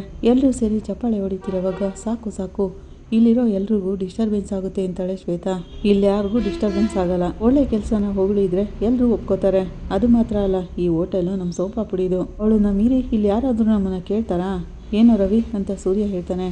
ಅದರಲ್ಲಿ ಏನು ಸಮಸ್ಯೆನೇ ಇಲ್ವೋ, ಶ್ವೇತಾಗೋಸ್ಕರ ಟ್ರೀಟ್ ಕೊಡ್ತಿದ್ದೀರಾ, ಅದು ಒಳ್ಳೆ ಕೆಲಸ ತಾನೇ ಅಂತ ರವಿ ಹೇಳ್ತಾನೆ. ಟ್ರೀಟ್ ಕೊಡುವಷ್ಟು ನಾನು ಏನು ಮಾಡಿದ್ದೀನಿ ಅಂತ ನನಗೆ ಗೊತ್ತಿಲ್ಲ ಅಂತ ಶ್ವೇತಾ ಹೇಳ್ತಾಳೆ. ಏನಮ್ಮ ಹೀಗೆ ಹೇಳ್ತಿದ್ಯಾ, ನಿನ್ನಿಂದ ನನ್ನ ಜೀವನನೇ ಬದಲಾಗಿದೆಯಮ್ಮ. ಸೂರ್ಯ ಹಾಗಂತಿರೋವಾಗ, ಹೌದು ಶ್ವೇತಾ, ನಿನ್ನಿಂದನೇ ಸೂರ್ಯ ಮೀನಾ ಲೈಫ್ನಲ್ಲಿ ತುಂಬ ಒಳ್ಳೆ ವಿಷಯಗಳು ನಡೆದಿವೆ ಹಾಗಂತ ಶ್ರುತಿ ಹೇಳ್ತಾಳೆ. ಹೌದಮ್ಮ ತಂಗಿ, ಒಬ್ಬ ಟೀಚರ್ ಆಗಿ ನೀನು ಹೆಮ್ಮೆ ಪಡುವಂಥ ವಿಷಯ ನಡೆದಿದೆ. ನಿನ್ನ ಹತ್ರ ನಾನು ಇಂಗ್ಲೀಷ್ ಕಲ್ತ್ಮೇಲೆ ನನ್ನ ಬಿಸ್ನೆಸ್ಸಲ್ಲಿ ನಾನು ಮೇಲೆ ಬಂದಿದ್ದೀನಿ. ಮೀನಾ ಮೊದಲು ಸಣ್ಣ ಸಣ್ಣ ಕಾಂಟ್ರಾಕ್ಟ್ಗಳನ್ನ ತಗೋತಿದ್ಲು, ಈಗ ದೊಡ್ಡ ಕಾರ್ಪೊರೇಟ್ ಕಂಪ್ನಿಲೇ ಆರ್ಡ್ರ್ ತೊಗೊಂಡಿದ್ದಾಳೆ. ಸೂರ್ಯ ಹಾಗಂತಿರೋವಾಗ, ಅದೆಲ್ಲ ಮೀನಾ ಅವ್ರ ಟ್ಯಾಲೆಂಟ್ ಅಣ್ಣ ಅಂತಾಳೆ ಶ್ವೇತಾ. ಅಂಥ ಟ್ಯಾಲೆಂಟ್ಗೆ ಅಡಿಪಾಯನೇ ನೀನು ತಾನೆ ಹಾಗಂತ ಸೂರ್ಯ ಹೇಳ್ತಿರೋವಾಗ, ಎಲ್ಲಣ್ಣ ಸಿಸ್ಟರೇ ಕಾಣಿಸ್ತಿಲ್ಲ ಅಂತ ಸಂತೋಷ್ ಹೇಳ್ತಾನೆ. ಅದು ಶ್ವೇತಾಗೆ ಒಂದು ಗಿಫ್ಟ್ ತಗೊಂಡು ಬರೋಕೆ ಹೋಗಿದ್ದಾಳೆ, ಈಗಲೇ ಬಂದ್ಬಿಡ್ತಾಳೆ ಅಂತಾನೆ ಸೂರ್ಯ. ಅಣ್ಣ ಏನಕ್ಕೆ ಅದೆಲ್ಲ ಅಂತ ಶ್ವೇತಾ ಕೇಳ್ತಾಳೆ. ಅದೆಲ್ಲ ಹಾಗೇನೆ ಅಮ್ಮ, ಆ ಕಾರ್ಪೊರೇಟ್ ಕಂಪ್ನಿ ಮ್ಯಾನೇಜರ್ಗೆ ಕನ್ನಡನೇ ಗೊತ್ತಿಲ್ಲ, ಅವ್ರ ಹತ್ರ ಇಂಗ್ಲೀಷ್ನಲ್ಲೇ ಮಾತಾಡಿ ಅವಳು ಆರ್ಡ್ರ್ ತೊಗೊಂಡ್ಬಿಟ್ಟಿದ್ದಾಳೆ. ನೋಡಿದ್ಯಾ, ಅದನ್ನೆಲ್ಲ ಕಲಿಸ್ಕೊಟ್ಟಿದ್ದು ಗುರುಗ್ ತಾನೆ ಅದೆಲ್ಲ ಸೇರ್ಬೇಕಾಗಿರೋದು ಅಂತ ಸೂರ್ಯ ಹೇಳ್ತಾನೆ. ಮೀನ್ ಅವರು ಸ್ಕೂಲ್ನಲ್ಲಿ ಓದಿರೋದ್ರಿಂದ ಇಂಗ್ಲೀಷ್ನಲ್ಲಿ ಮಾತಾಡೋದು ತುಂಬಾ ಕಷ್ಟ, ಆದರೆ ಈಗ ಅವರು ಇಂಗ್ಲೀಷ್ನಲ್ಲಿ ತುಂಬಾ ಚೆನ್ನಾಗಿ ಮಾತಾಡ್ತಾರೆ ಅಂತ ಶ್ರುತಿ ಹೇಳ್ತಾಳೆ. ಅದಕ್ಕೆ ಇಂಗ್ಲೀಷ್ನಲ್ಲಿ ಮಾತಾಡಿ ಕಂಪ್ನಿ ಆರ್ಡ್ರನ್ನೇ ತೊಗೊಳ್ಳೋವಷ್ಟು ಡೆವಲಪ್ ಆಗಿದ್ದಾರಲ್ಲ ಅಂತ ರವಿ ಹೇಳ್ತಾನೆ. ತಂಗಿ, ಓದಿನ ಬಗ್ಗೆ ನನಗೆ ಅಷ್ಟು ಚೆನ್ನಾಗಿ ಗೊತ್ತಿರಲಿಲ್ಲ, ಆದರೆ ನಿನ್ನ ಕ್ಲಾಸ್ ಬಂದು ಸೇರಿದ ಮೇಲೆ ಓದೆಷ್ಟು ಮುಖ್ಯ ಅಂತ ನನಗೆ ಗೊತ್ತಾಯಿತು. ಇಂಥ ಕಾಲದಲ್ಲಿ ಬಿಸ್ನೆಸ್ಸಲ್ಲಿ ಮುಂದುವರಿಬೇಕು ಅಂದರೆ ನಾವು ಇಂಗ್ಲೀಷ್ನ ಕಲೀಲೇಬೇಕು, ಅದೊಂದನ್ನ ಕಲಿತ್ರೆ ಸಾಕು, ಹೇಗೆ ಬೇಕಾದರೂ ಸಂಭಾಳಿಸ್ಬೋದು. ನೀನು ಕಳಿಸ್ಕೊಟ್ಟಿರೋ ಇಂಗ್ಲೀಷ್ನಿಂದನೇ ಮೀನಾ ಬಿಸ್ನೆಸ್ನಲ್ಲಿ ತುಂಬಾ ಮೇಲ್ ಬರ್ತಿದ್ದಾಳೆ. ಸೂರ್ಯ ಹಾಗಂತಿರೋವಾಗ, ಅದು ಮೀನಾ ಅವ್ರ ಟ್ಯಾಲೆಂಟ್ ಅಂತಾಳೆ ಶ್ವೇತಾ. ಇಲ್ಲ ಅದೇನೇ ಇದ್ರು ನೀನು ಕಲಿಸ್ಕೊಟ್ಟಿರೋ ಇಂಗ್ಲೀಷಿಂದಾನೇ ತಂಗಿ ಅಂತಾನೆ ಸೂರ್ಯ. ಅಣ್ಣ ಸಿಸ್ಟ್ರು ಎಲ್ಲಣ್ಣ ಕಾಣ್ತಾನೆ ಇಲ್ಲ ಅಂತ ಸಂತೋಷ್ ಕೇಳ್ತಾನೆ. ಶ್ವೇತಾಗೆ ಗಿಫ್ಟ್ ತರಬೇಕು ಅಂತ ಹೋಗಿದ್ದಾಳೆ, ಇನ್ನೇನು ಬಂದ್ಬಿಡ್ತಾಳೆ ಅಂತ ಸೂರ್ಯ ಹೇಳ್ತಾನೆ. ಅಣ್ಣ ಏನು ಕಣ ಅದೆಲ್ಲ ಅಂತ ಶ್ವೇತಾ ಕೇಳ್ತಾಳೆ. ಅದೆಲ್ಲ ಇರಬೇಕು ತಂಗಿ ಅಂತ ಸೂರ್ಯ ಹೇಳ್ತಾನೆ. ಅದಕ್ಕೆ ಮಾತ್ರ ಅಲ್ಲ, ನೀನು ಕೂಡ ಇಂಗ್ಲೀಷ್ ಚೆನ್ನಾಗೇ ಮಾತಾಡೋದನ್ನ ಕಲ್ತಿದೀಯಾ ಅಂತಾನೆ ರವಿ. ಅಣ್ಣ ಈಗಾಗಲೇ ಚೆನ್ನಾಗೇ ಮಾತಾಡ್ತಿದ್ರಲ್ವಾ ಅಂತ ಸಂತೋಷ್ ಕೇಳ್ತಾನೆ. ಇಂಗ್ಲೀಷ್ನಲ್ಲಿ ಮಾತಾಡೋದ್ರ ಬಗ್ಗೆ ಹೇಳ್ತಿದ್ದೀನಿ ಅಂತ ರವಿ ಹೇಳ್ತಾನೆ. ಎಲ್ಲರೂ ನಗ್ತಾರೆ. ನೋಡಮ್ಮ ತಂಗಿ, ಮೊದಲೆಲ್ಲ ಬೇರೆ ದೇಶದಿಂದ ಬಂದವ್ರ ಜೊತೆ ಮಾತಾಡ್ತಿರೋವಾಗ ಅವ್ರದ್ದು ಮಾತಾಡೋದು ನನಗೆ ಅರ್ಥ ಆಗ್ತಿರ್ಲಿಲ್ಲ, ನಾನು ಮಾತಾಡೋದು ಅವ್ರಿಗೆ ಅರ್ಥ ಆಗ್ತಿರ್ಲಿಲ್ಲ. ಎಷ್ಟೋ ಬಾಡಿಗೆಗಳು ನನ್ನ ಕೈ ತಪ್ಪು ಹೋಗ್ತಿದ್ವು, ಆದರೆ ಈಗಾಗೆಲ್ಲ ಇಲ್ಲ. ಟೂರ್ಗೆ ಅಂತ ಬರ್ತಿರೋ ದೊಡ್ಡ ಪ್ಯಾಕೇಜನ್ನು ನಾನೇ ತಗೋತಿದ್ದೀನಿ, ನಾನು ಅವ್ರ ಜೊತೆ ಇಂಗ್ಲೀಷ್ನಲ್ಲೇ ಮಾತಾಡ್ತಿದ್ದೀನಿ. I have full confident no ಹಾಗಂತ ಸೂರ್ಯ ಹೇಳ್ತಿರೋವಾಗ, ಅಣ್ಣ ನಾನು ಓದ್ಕೊಂಡಿದ್ದೀನಿ, ಆದರೆ ಇಂಗ್ಲೀಷ್ ಸರಿಯಾಗಿ ಬರ್ತಾನೆ ಇರಲಿಲ್ಲ ನನಗೂ. ಆಫೀಸ್ ಮೀಟಿಂಗ್ನಲ್ಲಿ ಸರಿಯಾಗಿ ಮಾತಾಡೋಕ್ಕೆ ಆಗ್ತಿರ್ಲಿಲ್ಲ, ಎಲ್ಲರೂ ನಗ್ತಿದ್ರು ಅಂತ ಸಂತೋಷ್ ಹೇಳ್ತಿರೋವಾಗ ಸೂರ್ಯ, ನಮ್ಮ ಊರಿನಲ್ಲಿ ಹಾಗೇನೆ ಕಣ, ಒಂದು ವಿಷಯ ಗೊತ್ತಿಲ್ಲ ಅಂದರೆ ಅದನ್ನ ಹೇಳ್ಕೊಡೋದೇ ಇಲ್ಲ, ಅದಕ್ಕೆ ಬದಲಾಗಿ ಕಿಂಡಲ್ ಮಾಡೋರೇ ಜಾಸ್ತಿ ಅಂತಾನೆ ಸೂರ್ಯ. ಆದರೆ ಈಗ ನಿನ್ನ ಮೀಟಿಂಗ್ಗಳಲ್ಲಿ ತುಂಬಾ ಚೆನ್ನಾಗಿ ಮಾತಾಡ್ತೀನಿ ಅಣ್ಣ, ನಮ್ಮ ಟೀಮ್ ಲೀಡ್ರೆಲ್ಲ ನನ್ನನ್ನು ಈಗ ಹೊಗಳುತ್ತಾರೆ ಹಾಗಂತ ಸಂತೋಷ್ ಹೇಳ್ತಿರೋವಾಗ, ಮಿಶ್ರಾ ಅವರು ನನ್ನ ಲೈಫ್ ಕೂಡ ಶ್ವೇತಾ ಅವರಿಂದ ಚೇಂಜ್ ಆಯಿತು. ಎಲ್ಲರೂ ಮಿಶ್ರಾ ಅವ್ರನ್ನ ನೋಡ್ತಿರೋವಾಗ, ನನ್ನ ಕೆರಿಯರ್ ಬಗ್ಗೆ ಹೇಳ್ತಿದ್ದೀನಿ ಅಂತಾರೆ ಮಿಶ್ರಾ. ಸರ್, ನೀವು ಆಲ್ರೆಡಿ ಗೌರ್ಮೆಂಟ್ ಆಫೀಸರ್ ತಾನೇ ಅಂತ ರವಿ ಹೇಳ್ತಾನೆ. ನೀವು ಇಲ್ಲಿಗೆ ಬಂದಿದ್ದೆ ಆಶ್ಚರ್ಯ ಅಂತ ಶ್ರುತಿ ಹೇಳ್ತಾಳೆ. ಹಾಗೇನೂ ಇಲ್ಲ, ಐ ನೋ ಇಂಗ್ಲೀಷ್, ನನ್ನ ಮದರ್ ಟಂಗಲ್ಲೇ ಸ್ಕೂಲ್ನಲ್ಲಿ ಓದಿದ್ದು. ನನಗೆ ಇಂಗ್ಲೀಷ್ ಗೊತ್ತಿದ್ರೂ ಮಾತಾಡೋದ್ರಲ್ಲಿ ಸ್ವಲ್ಪ ಡಿಫಿಕಲ್ಟ್ ಅಂತ ಅನ್ನಿಸ್ತಿತ್ತು. ನಾನು ಇನ್ನೂ ತುಂಬ ಕಲಿಬೇಕು ಅಂತಾನೆ ಕೋಚಿಂಗ್ ಕ್ಲಾಸ್ಗೆ ಜಾಯ್ನ್ ಆಗಿದ್ದು ಅಂತಾರೆ. ಆದ್ರೀಗ ನನಗೆ ಒಳ್ಳೆ ಕಾನ್ಫಿಡೆಂಟ್ ಬಂದಿದೆ. ಥ್ಯಾಂಕ್ಸ್ ಶ್ವೇತಾ ಅಂತಾರೆ ಮಿಶ್ರಾ. ಹಾಗೇನೆ ಎಲ್ಲರೂ ತಮ್ಮ ಅಭಿಪ್ರಾಯನ ಹಂಚ್ಕೋತಾರೆ. ಇಂಗ್ಲಿಷ್ ಮಾತಾಡ್ತೀನಿ ಅಂತ ನಂಬಿಕೆ ಕೊಡೋದೇ ದೊಡ್ಡ ವಿಷಯ, ಅದನ್ನ ನೀವು ಕೊಟ್ಟಿದೀಯಾ ಅಂತ ಸೂರ್ಯ ಹೇಳ್ತಿರೋವಾಗ, ನೀವೆಲ್ಲರೂ ದೊಡ್ಡದಾಗಿ ಏನೋ ಮಾಡಿದೀನಿ ಅನ್ನೋ ತರ ಮಾತಾಡ್ತಿದ್ದೀರಾ, ಆದ್ರೆ ನಾನು ಕೆಲಸ ಮಾಡಿದೀನಿ ಅಷ್ಟೇ ಅಂತಾಳೆ ಶ್ವೇತಾ ಇಷ್ಟು ಬೇಗ ಎಲ್ಲರೂ ಕಲ್ತಿದ್ದಾರೆ ಅಂದ್ರೆ ಅದು ತುಂಬ ದೊಡ್ಡ ವಿಷಯ ಅಂತಾಳೆ ಶ್ರುತಿ. ಒಂದು ವಿಷಯ ಕಲ್ತ್ಕೋತಿದ್ದೀವಿ ಅಂತಂದರೆ ಅದನ್ನು ಕರೆಕ್ಟಾಗಿ ಮಾಡೋಕ್ಕೆ ಸಾಧ್ಯನೇ ಇಲ್ಲ. ಅದನ್ನು ಕಲಿಸ್ಕೊಡ್ತಾರಲ್ಲ ಅವ್ರಿಗೆ ಟ್ಯಾಲೆಂಟ್ ತುಂಬಾ ಇರಬೇಕು, ಆವಾಗಲೇ ಎಲ್ಲ ಸರಿ ಹೋಗೋದು ಅಂತಾನೆ ರವಿ. ಕರೆಕ್ಟಾಗಿ ಹೇಳ್ತಿದ್ಯಾ ರವಿ ಅಂತ ಸೂರ್ಯ ಹೇಳ್ತಾನೆ. ತಂಗಿ ನೀನು ಎಲ್ಲನೂ ಈಸಿಯಾಗಿ ಹೇಳ್ಕೊಟ್ಟಿದ್ದೀಯಾ, ಆದರೂ ಕೂಡ ನಾನು ಈಗಲೂ ಇಂಗ್ಲೀಷ್ನ ಫ್ಲೂಯೆಂಟಾಗಿ ಮಾತಾಡೋಕ್ಕಾಗಲ್ಲ, ಆದರೆ ನನಗೆ ಗೊತ್ತಿರೋದನ್ನ ನಾನು ಮಾತಾಡ್ತಿದ್ದೀನಿ ಅಂತಾನೆ ಸೂರ್ಯ. ಅದೇನೇ ತಾನೇ ಫಸ್ಟ್ ಮುಖ್ಯ, ಕಾನ್ಫಿಡೆಂಟ್ ಇದ್ದರೆ ಸಾಕು, ನಮ್ಗೆ ಗೊತ್ತಿರೋ ಇಂಗ್ಲೀಷ್ನಲ್ಲಿ ಮಾತಾಡಿದರೆ ಸಾಕು, ಮಾತಾಡ್ತಾ ಎಲ್ಲನೂ ಕಲಿಬೋದು ಅಂತಾಳೆ ಶ್ವೇತಾ. ಅದೆಲ್ಲ ನನಗೆ ಚೆನ್ನಾಗೇ ಗೊತ್ತಾಯಿತು ಟೀಚರ್, ಅದಕ್ಕೇ ನಿಮ್ಗೆ ಟ್ರೀಟ್ ಕೊಡಬೇಕು ಅಂತ ನಾವೆಲ್ಲರೂ ಮಾತಾಡಿಕೊಂಡು ನಿಮ್ಮನ್ನು ಇಲ್ಲಿಗೆ ಕರೆಸಿರೋದು ಅಂತಾನೆ ಸೂರ್ಯ. ನೀವೆಲ್ಲರೂ ನನ್ನನ್ನು ಇಲ್ಲಿ ಕರೆಸಿ ಹೊಗಳುತ್ತಿರೋದು ನೋಡಿದ್ರೆ ನಂಗೆ ತುಂಬಾ ಖುಷಿಯಾಗುತ್ತೆ, ಆದರೆ ಇದಕ್ಕೆ ನಾನು ಮಾತ್ರ ರೀಸನ್ ಅಲ್ಲ, ಕಲಿಯೋ ಶ್ರದ್ಧೆನೂ ಕೂಡ ಮುಖ್ಯ. ಅದಿಲ್ಲ ಅಂದರೆ ಎಷ್ಟೇ ಕಲಿಸ್ಕೊಟ್ರು ಯಾವ ಯೂಸು ಇರಲ್ಲ ಅಂತಾಳೆ. ಕರೆಕ್ಟಾಗಿ ಹೇಳ್ದೆ ತಂಗಿ ಅಂತ ಸೂರ್ಯ ಹೇಳ್ತಾನೆ. ಆಗಲಿಗೆ ಮೀನಾ ಬರ್ತಾಳೆ. ಅರೆ ಬಿಸ್ನೆಸ್ ವುಮೆನ್ ಬಂದ್ಬಿಟ್ರಲ್ಲ ಅಂತ ಶ್ರುತಿ ಹೇಳ್ತಾಳೆ. ಯಾಕೆ ಇಷ್ಟು ಲೇಟು ಮೀನಾ ಅಂತ ಸೂರ್ಯ ಕೇಳ್ತಾನೆ. ಏನ್ರಿ ಒಳ್ಳೆ ಗಿಫ್ಟ್ ತೊಗೊಂಡು ಬರಬಾರ್ದಾ? ಅವಳಾಗಂತಿರುವಾಗ ಕಂಗ್ರೆಸ್ ಮೀನಾ ಅವರೇ, ಸೂರ್ಯನ ಹೇಳಿದ್ರು ನೀವು ಕಾರ್ಪೊರೇಟ್ ಕಂಪ್ನಿಯಿಂದ ದೊಡ್ಡ ಆರ್ಡ್ರನ್ನೇ ತೊಗೊಂಡ್ರಂತೆ. ಹಾಗಂತ ಶ್ವೇತಾ ಹೇಳ್ತಿರೋವಾಗ ಎಲ್ಲರೂ ಕೂಡ ಕಂಗ್ರೆಸ್ ಹೇಳ್ತಾರೆ. ಥ್ಯಾಂಕ್ಸ್ ಶ್ವೇತಾ, ನನಗೆ ಈ ಆರ್ಡ್ರ್ ಸಿಕ್ಕಿದ್ದೆ ನಿನ್ನಿಂದ ಅಂತಾಳೆ ಮೀನಾ. ಇಲ್ಲ ಮೀನಾ ಅವರೇ, ಎಲ್ಲ ನಿಮ್ಮ ಟ್ಯಾಲೆಂಟಿಂದ ಅಂತ ಶ್ವೇತಾ ಹೇಳ್ತಾಳೆ. ಇಲ್ಲ ನೀನು ಹೇಳ್ಕೊಟ್ಟಿರೋದ್ರಿಂದನೇ ಅಂತ ಮೀನಾ ಹೇಳ್ತಾಳೆ. ಸಾಕು ಎಲ್ಲರೂ ನನ್ನನ್ನು ಆಗಲೇ ತುಂಬಾ ಹೊಗಳಿದ್ದಾರೆ. ಹಾಗಂತ ಶ್ವೇತಾ ಹೇಳ್ತಾಳೆ. ನಿನಗೆ ಗಿಫ್ಟ್ ಕೊಡಬೇಕು ಅನಿಸ್ತು, ಅದಕ್ಕೆ ತೊಗೊಂಡು ಬಂದಿದ್ದೀನಿ ಅಂತ ಮೀನಾ ಕೊಡ್ತಾಳೆ. ಏನಕ್ಕಿದೆಯಲ್ಲ ಅಂತ ಶ್ವೇತಾ ಕೇಳ್ತಾಳೆ. ತಗೋ ಶ್ವೇತಾ ಅಂತ ಮೀನಾ ಕೊಡ್ತಾಳೆ. ಎಲ್ಲರೂ ಚಪ್ಪಾಳೆ ಹೊಡಿತಾರೆ. ಶ್ವೇತಾ, ನನ್ನ ಬಿಸ್ನೆಸ್ಸಲ್ಲಿ ನಾನು ಡೆವಲಪ್ ಆಗೋಕ್ಕೆ ಕಾರಣನೇ ನೀನು, ತುಂಬ ಈಸಿಯಾಗಿ ಕಲಿಯೋ ಹಾಗೆ ನೀನು ಹೇಳ್ಕೊಟ್ಟಿದ್ಯಾ ಅಂತ ಹೇಳ್ತಾಳೆ. ಮೀನಾ ಅವರೇ, ನೀವು ಬಿಸ್ನೆಸ್ಸಲ್ಲಿ ಡೆವಲಪ್ ಆಗೋಕ್ಕೆ ಸೂರ್ಯ ಅಣ್ಣನೇ ಕಾರಣ. ಅವಳಾಗಂತಿರೋವಾಗ ಅದನ್ನು ಮರೆಯೋಕ್ಕೆ ಸಾಧ್ಯನೇ ಇಲ್ಲ, ಅವ್ರು ಇಲ್ಲ ಅಂದಿದ್ರೆ ನಾನು ಈ ಲೆವೆಲಿಗೆ ಬರ್ತಾನೆ ಇರಲಿಲ್ಲ ಅಂತ ಮೀನಾ ಹೇಳ್ತಾಳೆ.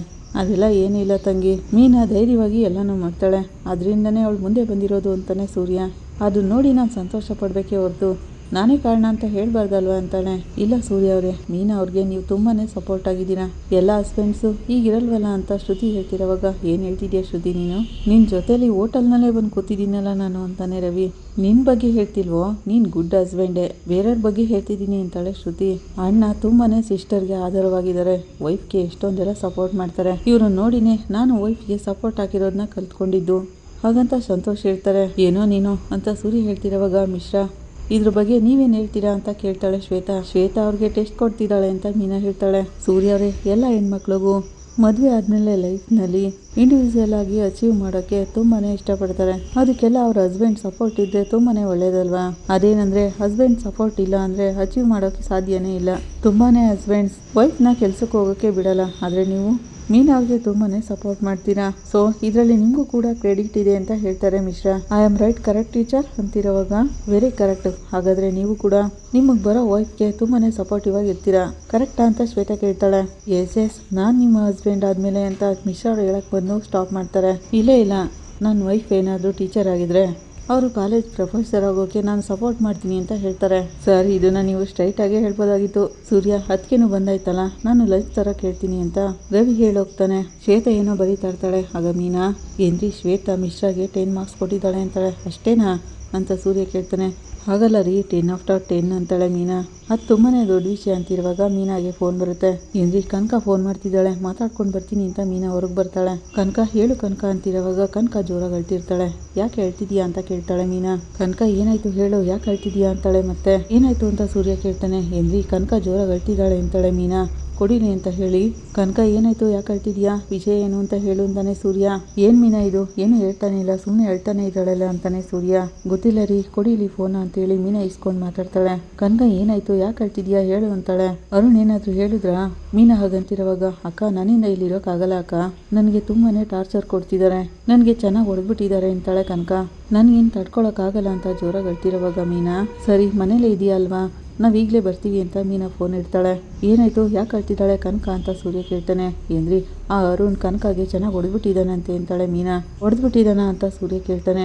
ಅವರು ರೀ, ಇದೇನು ಮೊದಲಲ್ಲ, ಇದಕ್ಕೂ ಮುಂಚೆ ತುಂಬಾ ಸರಿ ಹೊಡೆದಿದ್ದಾನೆ. ಮೀನಾ ಹಾಗಂತಿರೋವಾಗ, ಏನು ಮೀನಾ ಹೇಳ್ತಿದ್ಯಾ, ಇದನ್ನೆಲ್ಲ ನನಗೆ ಹೇಳಲೇ ಇಲ್ವಲ್ಲ ನೀನು ಹಾಗಂತ ಸೂರ್ಯ ಹೇಳ್ತಿರೋವಾಗ, ಹಾಗಲ್ಲ ರೀ, ಅವ್ರ ಅಮ್ಮ ತೀರೋದ್ರಲ್ಲ ಆ ಟೈಮ್ನಲ್ಲಿ ಆಗಿದ್ದಾನೆ, ಸ್ವಲ್ಪ ದಿನ ಹೋದ್ಮೇಲೆ ಸರಿ ಹೋಗ್ತಾನೆ ಅಂತ ಅಂದ್ಕೊಂಡ್ವಿ, ಆದರೆ ಈಗಲೂ ಕೂಡ ಅವಳಿಗೆ ತುಂಬಾನೇ ಟಾರ್ಚರ್ ಕೊಡ್ತಿದ್ದಾನೆ. ಮೀನಾ ಹಾಗಂತಿರುವಾಗ, ನೋಡಿದೆ ಮೀನಾ, ಇಷ್ಟು ದಿನ ನೀನು ನನ್ನ ಹತ್ರ ಇದನ್ನೆಲ್ಲ ಮುಚ್ಚಿಟ್ಬಿಟ್ಟಿಯಲ್ಲ, ಆಗಲೇ ಹೇಳಿದ್ರೆ ಇಷ್ಟೊತ್ತಾಗಲೇ ಹಿಡಿದು ಅವನನ್ನ ಯಾಕೆ ಈ ಥರ ಮಾಡ್ತಿದ್ಯಾ ಅಂತ ಪ್ರಶ್ನೆ ಮಾಡ್ತಿದ್ದೆ. ಈಗ ನೋಡು ಅವಳು ಹೇಗೆ ಹೇಳ್ತಿದ್ದಾಳೆ ಅಂತ. ಸೂರ್ಯ ಹಾಗಂತಿರುವಾಗ ಅರುಣ್ ಅವಳಿಗೆ ತುಂಬಾನೇ ಕಷ್ಟ ಕೊಡ್ತಿದ್ದಾನೆ. ಇನ್ಮೇಲೆ ಸುಮ್ಮನೆ ಬಿಡಬಾರ್ದು, ನಡೀರಿ ನಾವು ಹೋಗೋಣ ಅಲ್ಲಿಗೇನೆ ಅಂತ ಮೀನಾ ಹೇಳ್ತಾಳೆ. ಈ ಕಡೆ ಕನಕ ಅಳ್ತಾ ಕೂತಿರುವಾಗ ಮನೇಲೆಲ್ಲ ಚೆಲ್ಲಾಪಿಲ್ಲಿ ಆಗಿರ್ತವೆ. ಅರುಣ್ ಚೆನ್ನಾಗಿ ಹೊಡೆದೋಗಿರ್ತಾನೆ. ಸೂರ್ಯ ಮೀನಾ ಅಲ್ಲಿಗೆ ಬರ್ತಾರೆ. ಕನಕ ಏನಾಯ್ತು ಅಂತ ಮೀನಾ ಓಡ್ ಬರ್ತಾಳೆ. ಕನಕ ಜೋರಾಗಿ ಅಳ್ತಾ ಇರ್ತಾಳೆ. ಸೂರ್ಯ ಅಲ್ಲಿ ಚೆಲ್ಲಾಪಿಲ್ಲಿ ಆಗಿರೋದನ್ನೆಲ್ಲಾನು ನೋಡ್ತಾನೆ. ನಾವು ಬಂದಿದ್ದೀವಲ್ಲ ಅಂತ ಅವಳ ಮುಖನೆಲ್ಲ ನೋಡ್ತಾಳೆ. ಅರುಣ್ ಅವಳಿಗೆ ಚೆನ್ನಾಗಿ ಹೊಡೆದೋಗಿರ್ತಾನೆ. ಅಯ್ಯೋ ದೇವ್ರೆ, ಏನೇ ಇದು, ಇಷ್ಟೊಂದೆಲ್ಲ ಹೊಡೆದೋಗಿದಾರಲ್ಲ. ಮೀನಾ ಹಾಗಂತಿರುವಾಗ, ಅವನೇನ್ ಮನುಷ್ಯನ ಮೃಗನ, ಕಟ್ಕೊಂಡಿರೋ ಹೆಂಡ್ತಿನ ಈ ತರ ಹೊಡೆದಿದ್ದಾನಲ್ಲ, ಎಲ್ಲವನು ಅಂತ ಕೇಳ್ತಾನೆ ಸೂರ್ಯ. ಮನೆಯಲ್ಲಿ ಇಲ್ಲ ಬಾವ ಅಂತಾಳೆ ಕನಕ. ಸ್ಟೇಷನಲ್ಲಿ ಇದ್ದಾನ, ಅವನನ್ನು ಈಗಲೇ ವಿಚಾರಿಸ್ಕೋತೀನಿ ಅಂತ ಸೂರ್ಯ ಹೋಗ್ತಿರೋವಾಗ ಮೀನಾ, ರೀ ಹೋಗ್ಬೇಡಿ ರೀ, ಅವರು ಪೊಲೀಸು, ಆ ಪವರ್ನ ಅಲ್ಲಿ ತೋರಿಸ್ಬಿಡ್ತಾರೆ. ಕನಕ, ಏನು ಕೊಡಿದ್ರು ನಿನ್ನನ್ನು ಹಾಗಂತ ಮೀನಾ ಕೇಳ್ತಿರೋವಾಗ, ಕಾರಣ ಏನೇ ಇರಲಿ, ಕಟ್ಕೊಂಡಿರೋ ಹೆಂಡತಿ ಮೇಲೆ ಕೈ ಮಾಡಿಬಿಡೋದಾ, ಕಾರಣ ಬೇರೆ ಕೇಳ್ತಿದೀಯಲ್ಲ ಮೀನಾ ಅಂತ ಕೇಳ್ತಾನೆ ಸೂರ್ಯ. ಈ ಥರ ಹೆಣ್ಮಕ್ಳನ್ನ ಹೊಡೆಯೋನು ಪೊಲೀಸ್ ಅವನು? ನಿಮ್ಮ ಅಕ್ಕ ಈಗ ತಾನೇ ಹೇಳಿದ್ಲು ಮೊದಲೆಲ್ಲ ಹೊಡಿತಿದ್ದ ಅಂತ. ಅದನ್ನು ನೀನು ನನ್ನ ಜೊತೆ ಹೇಳೋದು ತಾನೇ? ಕೇಳೋರು ಯಾರು ಇಲ್ಲ ಅನ್ನೋ ಧೈರ್ಯದ ಮೇಲೆ ಅವನು ಈ ಥರ ಮಾಡ್ತಿರೋದು. ನೋಡು, ಪೊಲೀಸ್ ಸ್ಟೇಷನಲ್ಲಿ ಕ್ರಿಮಿನಲ್ ಹೊಡೆಯೋ ಹಾಗೆ ಹೊಡೆದಿದ್ದಾನೆ. ಅವಳ ಮೇಲೆ ಅವನು ವೀರತ್ವ ತೋರಿಸಿದ್ದಾನೆ. ಕನಕ, ಮೊದಲು ಅಳೋದು ನಿಲ್ಸು. ನೀನು ಯಾಕೆ ಹೊಡ್ಸ್ಕೊಂಡೆ? ನಿನ್ನ ಧೈರ್ಯ ಎಲ್ಲ ಎಲ್ಲಿಗೋಯ್ತು? ಅವ್ನು ಹೊಡಿಯಕ್ಕೆ ಬಂದಾಗ ಅವ್ನು ತಲೆ ಹೊಡೆದಾಕತ್ತಾನೆ. ಹಾಗಂತ ಸೂರ್ಯ ಹೇಳ್ತಿರೋವಾಗ, ಏನ್ರಿ ಸ್ವಲ್ಪ ಇರ್ರಿ ಕನಕ, ಮೊದಲು ಏನು ನಡೀತು ಹೇಳು ಅಂತಾಳೆ. ಮೀನಾ ಹಾಗಂತಿರೋವಾಗ, ಏನು ಅಂತ ಗೊತ್ತಾಗ್ತಿಲ್ಲ ಅಕ್ಕ, ಸ್ವಲ್ಪ ದಿನದಿಂದ ಸಣ್ಣ ವಿಷಯಕ್ಕೆ ಟೆನ್ಷನ್ ಮಾಡ್ಕೋತಿದ್ರು, ನನ್ನ ಮೇಲೆ ಕೋಪ ಮಾಡ್ಕೊಂಡು ಕೂಗಾಡ್ತಿದ್ರು. ಈಗ ದಿನ ನನ್ನನ್ನು ಹೊಡೆಯೋಕ್ಕೆ ಶುರು ಮಾಡಿದ್ದಾರೆ. ಹಾಗಂತ ಹೇಳಿ ನಡೆದಿರೋದನ್ನೆಲ್ಲ ನಿಗಳಕ್ಕೆ ಶುರು ಮಾಡ್ತಾಳೆ. ಕನಕ ಮೀನಾ ಜೊತೆ ಮಾತಾಡ್ತಿರ್ತಾಳೆ. ನೀನು ಅಡುಗೆ ಮಾಡ್ದ ಅಕ್ಕ ಅಂತ ಕೇಳ್ತಿರೋವಾಗ, ಈಗ ತಾನೇ ಮುಗಿಸ್ತೆ ಅಂತ ಮೀನಾ ಹೇಳಿರ್ತಾಳೆ. ನೀನು ಅಡುಗೆ ಮಾಡಿ ಮುಗಿಸ್ತೀಯ ಅಂತಿರೋವಾಗ, ನಾನು ಕೂಡ ಬಂದ ತಕ್ಷಣ ಅಡುಗೆ ಮಾಡಿ ಮುಗಿಸ್ತೆ ಅಕ್ಕ. ಅರುಣ್ ಇನ್ನೂ ಬಂದಿಲ್ವಾ ಅಂತ ಮೀನಾ ಕೇಳ್ತಾಳೆ. ಭಾವ ಬಂದ್ರಾ ಅಂತ ಕನಕ ಕೇಳ್ತಾಳೆ. ಇಲ್ಲ, ಇನ್ನು ಸ್ವಲ್ಪ ಹೊತ್ತಾಗುತ್ತೆ ಅಂತ ಮೀನಾ ಹೇಳ್ತಾಳೆ.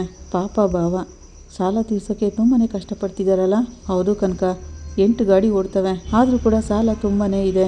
ಮೀನಾ ಹಾಗಂತಿರೋವಾಗ, ಆದ್ರೂ ಇಷ್ಟೊಂದು ಕಷ್ಟ ಇದ್ರು ಭಾವ ನಿನ್ನನ್ನು ತುಂಬಾ ಚೆನ್ನಾಗಿ ನೋಡ್ಕೋತಾರಲ್ವಾ ಅಂತಾಳೆ ಕನಕ. ಅವ್ರ ಥರ ಹಸ್ಬೆಂಡ್ ಎಲ್ಲೂ ಸಿಗಲ್ಲ ನಿನಗೆ. ಹಾಗಂತ ಕನಕ ಮಾತಾಡ್ತಿರೋವಾಗಲೇ ಅರುಣ್ ಬಂದು ಎಲ್ಲಾನು ಕೇಳಿಸ್ಕೊತಿರ್ತಾನೆ. ಭಾವ ನಿನಗೆ ಎಷ್ಟೊಂದು ಸಪೋರ್ಟ್ ಆಗಿದ್ದಾರೆ, ಅದರಿಂದನೇ ನಿನ್ನ ಕೆಲಸನೂ ಸುಲಭವಾಗಿ ಮಾಡೋಕ್ಕಾಗ್ತಿರೋದು. ಹಾಗಂತ ಹೇಳಿ ತಿರುಗಿ ನೋಡ್ತಿರೋವಾಗಲೇ ಅರುಣ್ ಅಲ್ಲಿ ಬಂದು ನಿಂತಿರೋದು ಕಾಣಿಸುತ್ತೆ. ಸರಿನಕ್ಕ, ನಾನು ಆಮೇಲೆ ಮಾತಾಡ್ತೀನಿ ಅಂತೇಳಿ ಫೋನ್ ಇಡ್ತಾಳೆ ಕನಕ. ಅರುಣ್ ಮುಂದೆ ಬರ್ತಾನೆ. ನೀವು ಯಾವಾಗ ಬಂದ್ರಿ ಅಂತ ಕೇಳ್ತಾಳೆ. ನಿಮ್ಮ ಅಕ್ಕನ ಜೊತೆ ಮಾತಾಡ್ತಾನೆ ಇದೆಯಲ್ಲ, ಆಗಲೇ ಬಂದೆ ಅಂತಾನೆ. ಏನು ಸಮಸ್ಯೆ ನಿಮ್ಮ ಅಕ್ಕನಿಗೆ? ಏನೋ ಇಡೀ ಪ್ರಪಂಚದಲ್ಲೇ ಒಳ್ಳೆ ಗಂಡ ಸಿಕ್ಕಿದ್ದಾನೆ, ಹಾಗಂತ ನಿಮ್ಮ ಅಕ್ಕನ ಗಂಡನ ಬಗ್ಗೆ ಮಾತಾಡ್ತಿದ್ದೆ. ಅರುಣ್ ಹಾಗಂತಿರುವಾಗ, ಹಾಗೆಲ್ಲ ಏನೂ ಇಲ್ಲ ರೀ ಅಂತಾಳೆ ಕನಕ. ಯಾವಾಗಲೂ ಹೇಗೆ ಮಾತಾಡ್ತಿದ್ನೋ ಹಾಗೆ ಮಾತಾಡ್ತಿದ್ದೆ ಅಂತಾಳೆ. ಓ, ಯಾವಾಗಲೂ ಹೀಗೆ ಮಾತಾಡ್ತೀಯಾ? 5 ನಿಮಿಷ ಮಾತಾಡ್ತೀಯಾ, ಅದರಲ್ಲಿ 50 ಸರಿ ಬಾವ ಅಂತಾನೆ ಮಾತಾಡ್ತೀಯಾ? ಅರುಣ್ ಹಂಗಂತಿರುವಾಗ, ಸುಮ್ಮನೆ ಈ ಥರ ಅಸಹ್ಯವಾಗೆಲ್ಲ ಮಾತಾಡಬೇಡಿ ಅಂತಾಳೆ ಕನಕ. ಕ್ಯಾಶುವಲ್ ಆಗಿ ಮಾತಾಡ್ತಿದ್ದು, ಅದನ್ನೆಲ್ಲ ಏನಕ್ಕೆ ತಪ್ಪಾಗಿ ತಿಳ್ಕೊತೀರಾ? ಬರ್ತಾ ನಿಮ್ಮ ಬುದ್ಧಿ ಕೇವಲವಾಗ್ತಿದೆ. ಅಂತೇಳಿ ಹೋಗ್ತಿರೋವಾಗ, ಏನೇ ಹೇಳಿದೆ, ನನ್ನ ಬುದ್ಧಿ ಕೇವಲವಾಗಿದೆಯಾ? ನಿಮ್ಮ ಬಾಬಾ ತುಂಬಾ ಒಳ್ಳೆಯವನ ಕಾಣಿಸ್ತಾನೆ ಅಲ್ಲ ನಿನಗೆ? ಅವನು ಹಂಗಂತಿರುವಾಗ, ಈ ರೀತಿ ಮಾತಾಡೋದಕ್ಕೆ ನಿಮ್ಗೆ ಅಸಹ್ಯ ಆಗಲ್ವಾ ಅಂತಾಳೆ ಕನಕ. ಏನೇ ಹೇಳಿದೆ ಅಂತ ಹೇಳಿ ಅರುಣ್ ಕನಕ ಕಪಾಳು ಹೊಡಿತಾನೆ. ಯಾಕೆ ಈ ಥರ ಅವಾಗವಾಗ ಹೊಡಿತಾನೆ ಇರ್ತೀರಾ? ನೀವು ಹೊಡಿಯೋದಕ್ಕೆ ನಮ್ಮಮ್ಮ ಎತ್ತು ಇಲ್ಲಿ ಕಳಿಸಿರೋದು, ಹೆಂಡ್ತಿ ನೋಡಿಯೋಕ್ಕೆ ನಿಮ್ಗೇನು ಲೈಸೆನ್ಸ್ ಕೊಟ್ಟಿದ್ದಾರಾ ಅಂತಾಳೆ ಕನಕ. ಏನು ನನ್ನ ಹತ್ರನೇ ಲೈಸೆನ್ಸ್ ಕೇಳ್ತಿದ್ಯಾ? ನಿಮ್ಮ ಬಾಬಾ ಕೊಟ್ಟಿರೋ ಧೈರ್ಯದಲ್ಲಿ ತಾನೇ ಈ ಥರ ಮಾತಾಡ್ತಿರೋದು? ಇಷ್ಟೊಂದು ಕೊಬ್ಬೆ ನಿನಗೆ ಅಂತೇಳಿ ತನ್ನ ಸೊಂಟದಲ್ಲಿರೋ ಬೆಲ್ಟ್ನ ಬಿಚ್ಕೋತಾನೆ. ಕೈಗೆ ಸುತ್ಕೊಂಡು ಇಷ್ಟ ಬಂದಂಗೆ ಹೊಡಿತಾನೆ ಕನಕಾಗೆ. ಅದನ್ನೆಲ್ಲ ಕೇಳ್ತಿದ್ದಂಗೆ ಸೂರ್ಯ ತುಂಬಾನೇ ಕೋಪ ಮಾಡ್ಕೋತಾನೆ. ಇಂಥವ್ರಿಗೆಲ್ಲ ಮರುವಿನ ಕಾಯಿಲೆ ಇದೆಯಾ? ಇಷ್ಟೊಂದು ಕ್ರೂರವಾಗಿಲ್ಲ ಯೋಚನೆ ಮಾಡ್ತಾರಲ್ಲ, ಇಂಥವ್ರನ್ನೆಲ್ಲ ಓದಿದ್ದಾರೆ ಅಂತ ಯಾಕೆ ಹೇಳ್ಬೇಕು? ತಲೆಯಲ್ಲಿರೋ ಬುದ್ಧಿ ಎಲ್ಲ ಎಲ್ಲಿಗೆ ಹೋಗಿ ಸೇರುತ್ತೆ? ಸೂರ್ಯ ಹಾಗಂತಿರುವಾಗ, ತುಂಬಾ ಎಲ್ಲೆ ಮೀರಿ ಹೋಗಿದ್ದಾರೆ ರೀ. ಇವರಮ್ಮ ಸತ್ ಮೇಲೇನೆ ಈ ರೀತಿ ನಡ್ಕೋತಿರೋದು. ಏನೋ ಚಿಂತೆಯಲ್ಲಿರಬೇಕು ಅಂತ ನಾವು ಅನ್ಕೊಂಡ್ವಿ. ಸ್ವಲ್ಪ ದಿನ ಹೋದ್ಮೇಲೆ ಎಲ್ಲ ಸರಿ ಹೋಗುತ್ತೆ ಅನ್ಕೊಂಡ್ರೆ, ಆದರೆ ಕನಕನ ಈಗಲೂ ಕೂಡ ಹೊಡಿತಿದ್ದಾರೆ. ಇಂಥವ್ರಿಗೆಲ್ಲ ಕೈ ಕಾಲು ಮುರಿಬೇಕು ಮೀನಾ. ಬುದ್ಧಿ ಏನು ಅಂತ ನನ್ಗೆ ಆರಂಭದಲ್ಲೇ ಗೊತ್ತಿತ್ತು. ಕನಕ ಮಗುವಿನಂತವಳು, ಅವಳನ್ನ ತಗೊಂಡೋಗಿ ಅವನಿಗೆ ಮದುವೆ ಮಾಡಿದ್ಯಲ್ಲ ನೀನು. ಈಗ ಎಷ್ಟು ಕೇವಲವಾಗಿ ನೋಡ್ಕೋತಿದ್ದಾನೆ ನೋಡಿದ್ಯಾ? ಸೂರ್ಯ ಹಾಗಂತಿರುವಾಗ, ಮೊದಲೆಲ್ಲ ಚೆನ್ನಾಗೇ ಇದ್ರು ಬವ, ಸ್ವಲ್ಪ ದಿನದಲ್ಲೇ ಈಗ ಬದಲಾಗಿರೋದು ಅಂತಾಳೆ ಕನಕ. ಅವ್ರ ಮನಸ್ಸಲ್ಲಿ ಏನಿದೆ, ಅವ್ರು ಯಾಕೆ ಈ ಥರ ನಡ್ಕೋತಿದ್ದಾರೆ ಅಂತ ನನಗೊಂದು ಅರ್ಥ ಆಗ್ತಿಲ್ಲ. ಜೊತೆ ಹೋರಾಡೋದ್ರಲ್ಲೇ ನನ್ನ ಜೀವನನೇ ಕಳೆದೋಗ್ತಿದೆ. ಹಾಗಂತ ಕನಕ ಹೇಳ್ತಿರೋವಾಗ, ನೋಡ್ತೀಯ ಮೀನಾ, ಎಷ್ಟೊಂದು ಟಾರ್ಚರ್ ಮಾಡಿದ್ದಾನೆ ಅವನು. ಇದನ್ನೆಲ್ಲ ನೀನು ಮೊದಲೇ ನನ್ನ ಹತ್ರ ಹೇಳಬೇಕಿತ್ತಲ್ವ ಕನಕ? ನೀನು ಹೇಳಿದಿದ್ರೆ ನಾನು ಆಗಲೇ ಕೇಳ್ತಿದ್ದೆ. ಕೇಳೋರಿಲ್ಲ ಅಂತ ಅವ್ನು ಮತ್ತೆ ನಿನ್ನನ್ನು ಹೊಡೆದಿದ್ದಾನೆ. ಅವನು ಹಾಗಂತಿರುವಾಗ, ಹೇಳಿದ್ರೆ ನಿಮ್ಮ ಮನಸ್ಸಿಗೆ ಕಷ್ಟ ಆಗುತ್ತೆ ಅಂತ ಅದಕ್ಕೆ ಹೇಳಲಿಲ್ಲ ಬವ ಅಂತಾಳೆ ಕನಕ. ಅದಕ್ಕೆ ಅಂತ ಹೇಳ್ದೇನೆ ಜೀವನ ಪೂರ್ತಿ ತಿಂತಾನೆ ಇರ್ತೀಯಾ? ಹಾಗಂತ ಮೀನಾ ಹೇಳ್ತಿರೋವಾಗ, ಮೀನಾ, ಇದಕ್ಕೂ ಮೇಲೆ ಕನಕ ಇಲ್ಲಿರೋದು ಬೇಡ, ಕನಕ ಹೋಗು ಬಟ್ಟೆನೆಲ್ಲ ತಗೊಂಡ್ ಬಾ ಅಂತ ಹೇಳ್ತಾನೆ ಸೂರ್ಯ. ಇಲ್ಲ ಬಾವ ಅದು ಬಂದು ಅಂತ ಕನಕ ಹೇಳ್ತಿರೋವಾಗ ನೀನೇನು ಹೇಳ್ಬೇಡ, ನಾನು ಹೇಳಿದ್ದನ್ನ ಮಾತ್ರ ಮಾಡು. ಆ ಅರುಣ್ ಚೆನ್ನಾಗಿ ಬಡ್ದು ಹಿಂಸೆ ಕೊಡ್ತಿದ್ರೆ ನಾವು ನೋಡ್ಕೊಂಡು ಸುಮ್ಮನೆ ಇರ್ಬೇಕಾ? ಇದಕ್ಕೂ ಮೇಲೆ ನೀನು 1 ನಿಮಿಷನೂ ಇಲ್ಲಿರಬಾರ್ದು. ಮೀನಾ ಹೋಗಿ ಕನಕ ಡ್ರೆಸ್ನೆಲ್ಲನೂ ತಗೊಂಡ್ ಬಾ. ಸೂರ್ಯ ಹಾಗಂತಿರುವಾಗ ನೋಡು ಕನಕ, ಇದಕ್ಕೊಂದು ತೀರ್ಮಾನ ಆಗೋವರೆಗೂ ನೀನು ಇಲ್ಲಿರೋದು ಬೇಡ. ಅವ್ರನ್ನ ಮನೆಗೆ ಬಂದು ಮಾತಾಡ್ಲಿ, ಆಮೇಲೆ ನೋಡ್ಕೊಳ್ಳೋಣ. ನೀನು ಮೊದಲು ಮನೆಗೆ ನಡಿ ಅಂತಾಳೆ. ಇಲ್ಲಕ್ಕ ಅಂತ ಕನಕ ಹೇಳ್ತಿರೋವಾಗ ಕನಕ ಇದನ್ನೆಲ್ಲ ಹೀಗೆ ಬಿಡಬಾರ್ದು, ನೀನು ಮೊದಲು ನಡಿ ಅಂತಾಳೆ ಮೀನಾ. ಇಲ್ಲ ಅಕ್ಕ ಅದೆಲ್ಲ ಬೇಡ, ಅಮ್ಮನ ಗೊತ್ತಾದ್ರೆ ಮನ್ಸಿಗೆ ತುಂಬಾನೇ ಕಷ್ಟ ಆಗುತ್ತೆ ಅಂತಾಳೆ. ಅದಕ್ಕೆ ಅಂತ ಜೀವನ ಪೂರ್ತಿ ಹೀಗೆ ಒದೆ ತಿಂತಿರ್ತೀಯಾ? ಮೀನಾ ಹಾಗಂತಿರುವಾಗ ನೋಡು ಕನಕ, ನೋಡ್ತಾ ನಿನ್ನ ಅರುಣ್ ಹತ್ರನೇ ಬಿಟ್ಟೋಗ್ಬೇಕಾ? ಹಾಗಾದ್ರೆ ನಾವು ಅರುಣ್ಗಿಂತ ತುಂಬಾನೇ ಕ್ರೂರಿಗಳಾಗ್ತೀವಿ. ನೋಡು ಕನಕ, ಅರುಣ್ ನಿನ್ ಜೊತೆ ಚೆನ್ನಾಗಿರ್ತಾರೆ, ಚೆನ್ನಾಗಿ ಬಾಳ್ತಾರೆ ಅಂತ ಅನ್ಕೊಂಡಿದ್ವಿ, ಆದ್ರೆ ಇಷ್ಟು ಕೀಳ್ಮಟ್ಟಕ್ಕೆ ಹಿಡಿತಾರೆ ಅಂತ ಗೊತ್ತಿರ್ಲಿಲ್ಲ. ನಾನೇ ಹೋಗಿ ನಿನ್ ಡ್ರೆಸ್ ತಗೊಂಡ್ ಬರ್ತೀನಿ, ಬಾ ಹೋಗೋಣ ಅಂತ ಹೇಳಿ ಮೀನಾ ಒಳಗೋಗ್ತಾಳೆ. ನೋಡು ಕನಕ, ಎಂಥದೇ ಆಗ್ಲಿ ಮಾಡಿರೋ ತಪ್ಪಿಗೆ ಕ್ಷಮೆ ಕೇಳಲೇಬೇಕು, ಅರುಣ್ ಕೂಡ ಕ್ಷಮೆ ಕೇಳಲೇಬೇಕು. ಆಮೇಲೆನೆ ನೀನು ಅರುಣ್ ಜೊತೆ ಬರೋದು. ನೀನ್ ಯಾವುದಕ್ಕೂ ಎದುರು ಬೇಡ, ನಾನೆಲ್ಲಾನು ನೋಡ್ಕೋತೀನಿ ಅಂತಾನೆ ಸೂರ್ಯ. ನೋಡು ಕನಕ, ನೀನ್ ಇಲ್ಲಿಂದ ಹೊರಡು. ಅವ್ರು ಬದಲಾಗ್ತಾರೆ ಅಂತ ನೀನು ತಾಳ್ಮೆಯಿಂದ ಇದ್ದರೆ ಅದೆಲ್ಲ ಅವ್ರಿಗೆ ಅರ್ಥನೇ ಆಗಲ್ಲ. ನೀನು ಹೀಗೆ ಇದನ್ನೇ ಅಭ್ಯಾಸ ಮಾಡ್ಕೊಳ್ತಿದ್ರೆ ಅವ್ರಿಗಿನ್ನೂ ಕೋಪ ಜಾಸ್ತಿ ಆಗುತ್ತೆ. ನೀನು ಹೊಡ್ಸ್ಕೊಂಡಿದ್ದೆಲ್ಲ ಸಾಕು, ನಡಿ ಅಂತೇಳಿ ಮೀನಾ ಸೂರ್ಯ ಕನಕನ ಕುಸುಮ ಮನೆಗೆ ಕರ್ಕೊಂಡು ಹೋಗ್ತಾರೆ. ಕನಕ ಕಾರಿಂದ ಇಳಿದು ಅಳ್ತಾನೆ ಇರ್ತಾಳೆ. ನೋಡು ಕನಕ, ಅಮ್ಮನ ಮುಂದೆ ಈಗ ಹತ್ರೆ ಅವ್ರ ಮನಸ್ಸಿಗೆ ತುಂಬಾನೇ ಕಷ್ಟ ಆಗುತ್ತೆ ಅಂತಾಳೆ ಮೀನಾ. ಕನಕ, ಯಾವ್ದ್ರ ಬಗ್ಗೆನೂ ಯೋಚನೆ ಮಾಡಬೇಡ, ಸ್ವಲ್ಪ ದಿನ ಬಿಡು, ಎಲ್ಲ ಸರಿ ಹೋಗುತ್ತೆ ಅಂತಾನೆ ಸೂರ್ಯ. ಇಲ್ಲ ಅಂದ್ರೆ ಸರಿ ಮಾಡಿದ್ರಾಯ್ತು ಅಂತಾನೆ. ಅಕ್ಕ, ಅಮ್ಮನ್ಗೆ ನಡೆದಿರೋದೆಲ್ಲ ಏನು ಗೊತ್ತಾಗೋದು ಬೇಡ ಅಂತಾಳೆ ಕನಕ. ಅಮ್ಮನ್ಗೆ ಅದನ್ನೆಲ್ಲ ಸಹಿಸ್ಕೊಳಕ್ಕಾಗಲ್ಲ, ಸುಮ್ಮನೆ ಇದ್ದೋಗಕ್ಕೆ ಬಂದಿದ್ದೀನಿ ಅಂತ ಹೇಳಿದ್ರಾಯ್ತು ಅಂತಾಳೆ. ಇದೇ ಕನಕ ನೀನು ಮಾಡ್ತಿರೋ ದೊಡ್ಡ ತಪ್ಪು. ಇಷ್ಟು ದಿನ ನಿನ್ನ ಮನೆಯಲ್ಲಿ ಹೇಳಿಲ್ವಲ್ಲ, ಅದೇನೇ ಇಲ್ಲಿವರೆಗೂ ಬಂದಿರೋದು. ಅತ್ತೆಗೆ ಎಲ್ಲ ಗೊತ್ತಾಗ್ಲೇಬೇಕು, ಅವ್ರು ತುಂಬಾ ಯೋಚನೆ ಮಾಡ್ತಾರೆ ಅಂತಾಳಲ್ವಾ, ನೋಡ್ಕೊಳ್ಳೋಣ, ಕರ್ಕೊಂಡ್ ಬಾ ಮೀನಾ ಅಂತ ಹೇಳೋಗ್ತಾನೆ. ಈ ಕಡೆ ತಾರಾ, ಮಂಜು, ನಾನು ರೆಸ್ಯೂಮ್ ರೆಡಿ ಮಾಡಿದ್ದೀನಿ, ಕರೆಕ್ಟಾಗಿದೆಯಾ ನೋಡು ಅಂತ ಕೇಳ್ತಾಳೆ. ನೀನೇನಕ್ಕೆ ತಾರಾ ಕೆಲ್ಸಕ್ಕೆ ಹೋಗ್ಬೇಕು? ನೆಕ್ಸ್ಟ್ ವೀಕ್ ನನಗೆ ಕೆಲಸ ಸಿಗುತ್ತಲ್ವಾ ಅಂತ ಕೇಳ್ತಾನೆ. ಹಾಗೆಲ್ಲ ಸುಮ್ಮನಿರೋಕ್ಕಾಗಲ್ಲ ಮಂಜು, ನಾನು ಕೂಡ ಓದ್ಕೊಂಡಿದ್ದೀನಲ್ವಾ, ನಾನು ಒಂದು ಕೆಲಸ ಹುಡ್ಕೋತೀನಿ ಅಂತಾಳೆ ತಾರಾ. ಹೇಗಿದ್ರು ನಾನು ಹೇಳೋದನ್ನ ಕೇಳಲ್ಲ ಬಿಡು ಅಂತ ಮಂಜ ಹೇಳ್ತಿರೋವಾಗ, ಫ್ರೆಂಡ್ ಹೇಳೋದನ್ನ ಕೇಳದೆ ಇರೋ ಹೆಂಡ್ತಿ ನಾನಲ್ಲ, ನಿನ್ಗೆ ಇಷ್ಟ ಇಲ್ಲ ಅಂದ್ರೆ ಬಿಡು, ನಾನು ಹೋಗಲ್ಲ ಅಂತಾಳೆ. ಹಾಗೆಲ್ಲ ಏನೂ ಇಲ್ಲ, ವೈಫ್ಗೆ ಇಷ್ಟ ಆಗಿರೋದನ್ನ ಮಾಡಬೇಡ ಅಂತ ಹೇಳೋ ಹಸ್ಬೆಂಡ್ ನಾನಲ್ಲ ಅಂತ ಮಂಜು ಹೇಳ್ತಾನೆ. ಆಗ ಸೂರ್ಯ ಬ್ಯಾಗ್ ಹಿಡ್ಕೊಂಡು ಒಳಗೆ ಬರ್ತಾನೆ. ಮೀನಾ ಕೂಡ ಬರ್ತಾಳೆ. ಅಮ್ಮ, ಅಕ್ಕ ಬಾವ ಬಂದಿದ್ದಾರೆ ಅಂತ ಮಂಜು ಹೇಳ್ತಾನೆ. ಏನ್ ಬಾಬಾ ಹೊರಗಡೆ ಹೋಗ್ತಿದ್ದೀರಾ? ಅದಕ್ಕೆ ಅಕ್ಕನ ಬಿಟ್ಟೋಗಕ್ಕೆ ಬಂದ್ರಾ ಅಂತ ಕೇಳ್ತಾನೆ ಮಂಜು. ಲೇ ಅದೆಲ್ಲ ಇಲ್ವೋ ಅಂತ ಹೇಳ್ತಿರುವಾಗ ಕನಕ ಅಲ್ಲಿಗೆ ಬರ್ತಾಳೆ. ಕನಕ, ಬರ್ತೀನಿ ಅಂತ ಹೇಳಲೇ ಇಲ್ಲ, ಬಾ. ಏನೇ ಇದು, ನಿನ್ ತಲೆ ಎಲ್ಲ ಈಗ ಕೆದ್ರೋಗಿದೆ ಹಾಗಂತ ಮುಖ ಮುಟ್ಟಿದ ತಕ್ಷಣ ಕನಕ ನೋವಿಂದ ಒದ್ದಾಡ್ತಾಳೆ. ಏನೇ ಆಯ್ತು? ಇದು ನಿನ್ ಬ್ಯಾಗೆ ತಾನೆ? ಏನಾಯ್ತು ಅಳಿ ಅಂದ್ರೆ ಅಂತಿರೋವಾಗ, ಯಾಕೆ ಇಷ್ಟು ಸೈಲೆಂಟ್ ಆಗಿದ್ದೀರಾ, ಏನಾಗಿದೆ ಅಂತ ತಾರಾ ಕೇಳ್ತಾಳೆ. ಕನಕ, ಏನಾಯ್ತು, ಯಾಕೆ ಈ ಥರ ನಿನ್ನ ಮುಖದ ಮೇಲೆ ಗಾಯ ಇದೆ? ಮೀನಾ, ಏನಾಯ್ತು ಅಂತ ಕೇಳ್ತಾರೆ ಕುಸುಮ. ಹೇಳ್ತೀನಿ ಇರಮ್ಮ. ಮಂಜು, ಸ್ವಲ್ಪ ನೀರು ತಗೊಂಡ್ಬಾ ಅಂತಾಳೆ ಮೀನಾ. ಇರಮ್ಮ ಅಂತೇಳಿ ರೂಮಿಗೆ ಕರ್ಕೊಂಡೋಗಿ ನಡೆದಿರೋದನ್ನೆಲ್ಲಾನು ಹೇಳ್ತಾಳೆ ಮೀನಾ. ಅರುಣ್ ಕನಕಾಗ ಹೊಡೆದಿದ್ದಾರೆ ಅಂದಿದ ತಕ್ಷಣ, ಹೊಡೆದ್ಬಿಟ್ರಾ ಹಾಗಂತೇಳಿ ಕುಸುಮ ಅವರು ಕನಕನ ಮೈ ಕೈ ಎಲ್ಲ ನೋಡ್ತಾರೆ. ಕನಕ, ಏನೇ ಇಷ್ಟೊಂದೆಲ್ಲ ಹೊಡೆದ್ಬಿಟ್ಟಿದ್ದಾರೆ? ನಡೀತಿರೋದೇನು ಹೊಸ್ತಲ್ಲ ಅಮ್ಮ, ತುಂಬ ದಿನದಿಂದ ನಡೀತಿದೆ, ಇಷ್ಟು ದಿನ ಇವಳು ಹೇಳಿರ್ಲಿಲ್ಲ ಅಷ್ಟೇ. ಏನೇ ಮೀನಾ ಏನೇನೋ ಹೇಳ್ತಿದ್ದಾಳೆ ಅಂತ ಕುಸುಮ ಕೂಳಾಡ್ತಿರ್ತಾರೆ. ಏನೇ ಅವ್ರು ನಿನ್ಗೆ ಹಿಂಸೆ ಕೊಡ್ತಿದ್ದಾರಾ ಅಂತ ಕೇಳ್ತಾರೆ. ಕನಕ ನಡೆದಿರೋದನ್ನೆಲ್ಲಾನು ಹೇಳ್ತಾಳೆ. ಮತ್ತೆ ನೀವು ಹೇಳ್ಬೇಡಿ, ಧೈರ್ಯವಾಗಿರಿ. ಕನಕ, ನೀನು ತಗೋ ನೀರು ಕುಡಿ ಅಂತ ಹೇಳಿ ಸೂರ್ಯ ನೀರು ಕೊಡ್ತಾನೆ. ಅಮ್ಮ, ಇವ್ರ ಮೇಲಿರೋ ಕೋಪನ ಕನಕ ಮೇಲೆ ತೋರಿಸಿದ್ದಾರೆ, ಇವ್ರ ಬಗ್ಗೆ ಮಾತಾಡಿದಕ್ಕೆ ಕನಕನ ಬೈದು ಹೊಡೆದಿದ್ದಾರೆ ಹಾಗಂತ ಮೀನಾ ಹೇಳ್ತಿರೋವಾಗ, ಏನೇ ಇದು, ಅವ್ರು ಚೆನ್ನಾಗಿ ನೋಡ್ಕೋತಿದ್ದಾರೆ ಅಂತ ಅನ್ಕೊಂಡೆ, ಈ ಥರ ಮಾಡ್ತಾರೆ ಅಂತ ನಾನು ಅನ್ಕೊಂಡಿರ್ಲಿಲ್ಲ ಅಂತ ಕುಸುಮ ಹೇಳ್ತಾ ಇರ್ತಾರೆ. ಮಾಡಿರೋ ಕೆಲಸಕ್ಕೆ ಕೈನೋ ಕಾಲನ್ನ ಮುರಿದು ಬಿಡಬೇಕು, ಆ ವಿಷಯದಲ್ಲಿ ಅವಸರ ಪಡಬಾರ್ದು ಅಂತ ಸುಮ್ಮನೆ ಇದ್ದೀನಿ, ತಾಳ್ಮೆಯಿಂದ ಹ್ಯಾಂಡಲ್ ಮಾಡಬೇಕು ಅಂತ ಸುಮ್ಮನೆ ಇದ್ದೀನಿ ಹಾಗಂತ ಸೂರ್ಯ ಹೇಳ್ತಿರುವಾಗ, ಇವಳು ಬೇಕು ಅಂತಾನೆ ಪ್ರೀತಿ ಮಾಡಿ ಮದುವೆ ಆದ್ಲು, ಯಾಕೆ ಈ ಥರ ಮಾಡ್ತಿದ್ದಾರೆ ಅಂತ ಕುಸುಮ ಹೇಳ್ತಿರ್ತಾರೆ. ಅತ್ತೆ, ಅವನು ಕನಕ ಮೇಲೇನು ಕೋಪ ಇಲ್ಲ, ನನ್ನ ಮೇಲಿರೋ ಕೋಪನ ಅವಳ ಮೇಲೆ ತೋರಿಸ್ತಿದ್ದಾನಷ್ಟೇ. ಮೀನಾ, ಏನೇ ಇದು, ನನ್ನ ಮಗಳನ್ನ ಹಿಂಸೆ ಕೊಡೋನ್ಗೆ ಕಟ್ಬಿಟ್ಟಿದೀವಲ್ಲ, ಇವಳ ಮೇಲೆ ನಾವು ಯಾರು ಚಿಕ್ಕ ವಯಸ್ಸಿಂದನೂ ಕೈ ಮಾಡಿದವರೇ ಅಲ್ಲ, ಅಂಥದ್ರಲ್ಲಿ ಇಷ್ಟೊಂದೆಲ್ಲ ಹೊಡೆದ್ಬಿಟ್ಟಿದ್ದಾರಲ್ಲ ಅಂತ ಕುಸುಮ ಹೇಳ್ತಾ ಇರ್ತಾರೆ. ಅತ್ತೆ, ನೀವು ಅಳ್ಬೇಡಿ ಅತ್ತೆ, ಎಲ್ಲ ಸರಿ ಹೋಗುತ್ತೆ ಅಂತ ಸೂರ್ಯ ಹೇಳ್ತಾನೆ. ಹಾಗನ್ಕೊಂಡು ಸೂರ್ಯ ಅರುಣ್ ಮನೆಗೆ ಬಂದು ಕೂತಿರ್ತಾನೆ. ಡೋರ್ ತೆಗ್ದಿದೆಯಲ್ಲ ಅಂತ ಒಳಗೆ ಬಂದು ಬಗ್ ನೋಡ್ತಿರೋವಾಗ ಸೂರ್ಯ ಕೂತಿರೋದನ್ನ ನೋಡಿ, ಕನಕ, ಕಣ್ಕಂಡವ್ರನ್ನೆಲ್ಲ ಏನಕ್ಕೆ ಒಳಗೆ ಬಿಟ್ಟಿದ್ಯಾ ಅಂತ ಕೇಳ್ತಾನೆ. ಕನಕ ಅಂತ ಜೋರ ಕೂಗ್ತಾ ಹುಡ್ಕಾಡ್ತಿರೋವಾಗ ಸೂರ್ಯ, ನೀನು ಎಷ್ಟೇ ಕೂಗಿದ್ರು ಕನಕ ಬರಲ್ವೋ ಅಂತಾನೆ. ಅದಕ್ಕೆ ಮೊದಲು ಅವಳು ಇಲ್ಲಿ ಇರ್ಬೇಕಲ್ವಾ ಅಂತ ಕೇಳ್ತಾನೆ. ನೀನೇನಕ್ಕೋ ಇಲ್ಲಿಗೆ ಬಂದಿದ್ಯಾ ಅಂತ ಅರುಣ್ ಕೇಳ್ತಿರೋವಾಗ, ನೀನು ಮನೆಗೆ ಬರಬೇಕು ಅನ್ನೋ ಆಸೆ ನನಗೇನಿಲ್ಲ, ನೀನೇ ಇಲ್ಲಿಗೆ ಬರೋ ಹಾಗೆ ಮಾಡಿದ್ದು ಅಂತಾನೆ ಸೂರ್ಯ. ಸುಮ್ಮನೆ ಏನೇನೋ ಮಾತಾಡ್ತಿರ್ಬೇಡ, ಕನಕ ಎಲ್ಲೋ ಅಂತಾನೆ.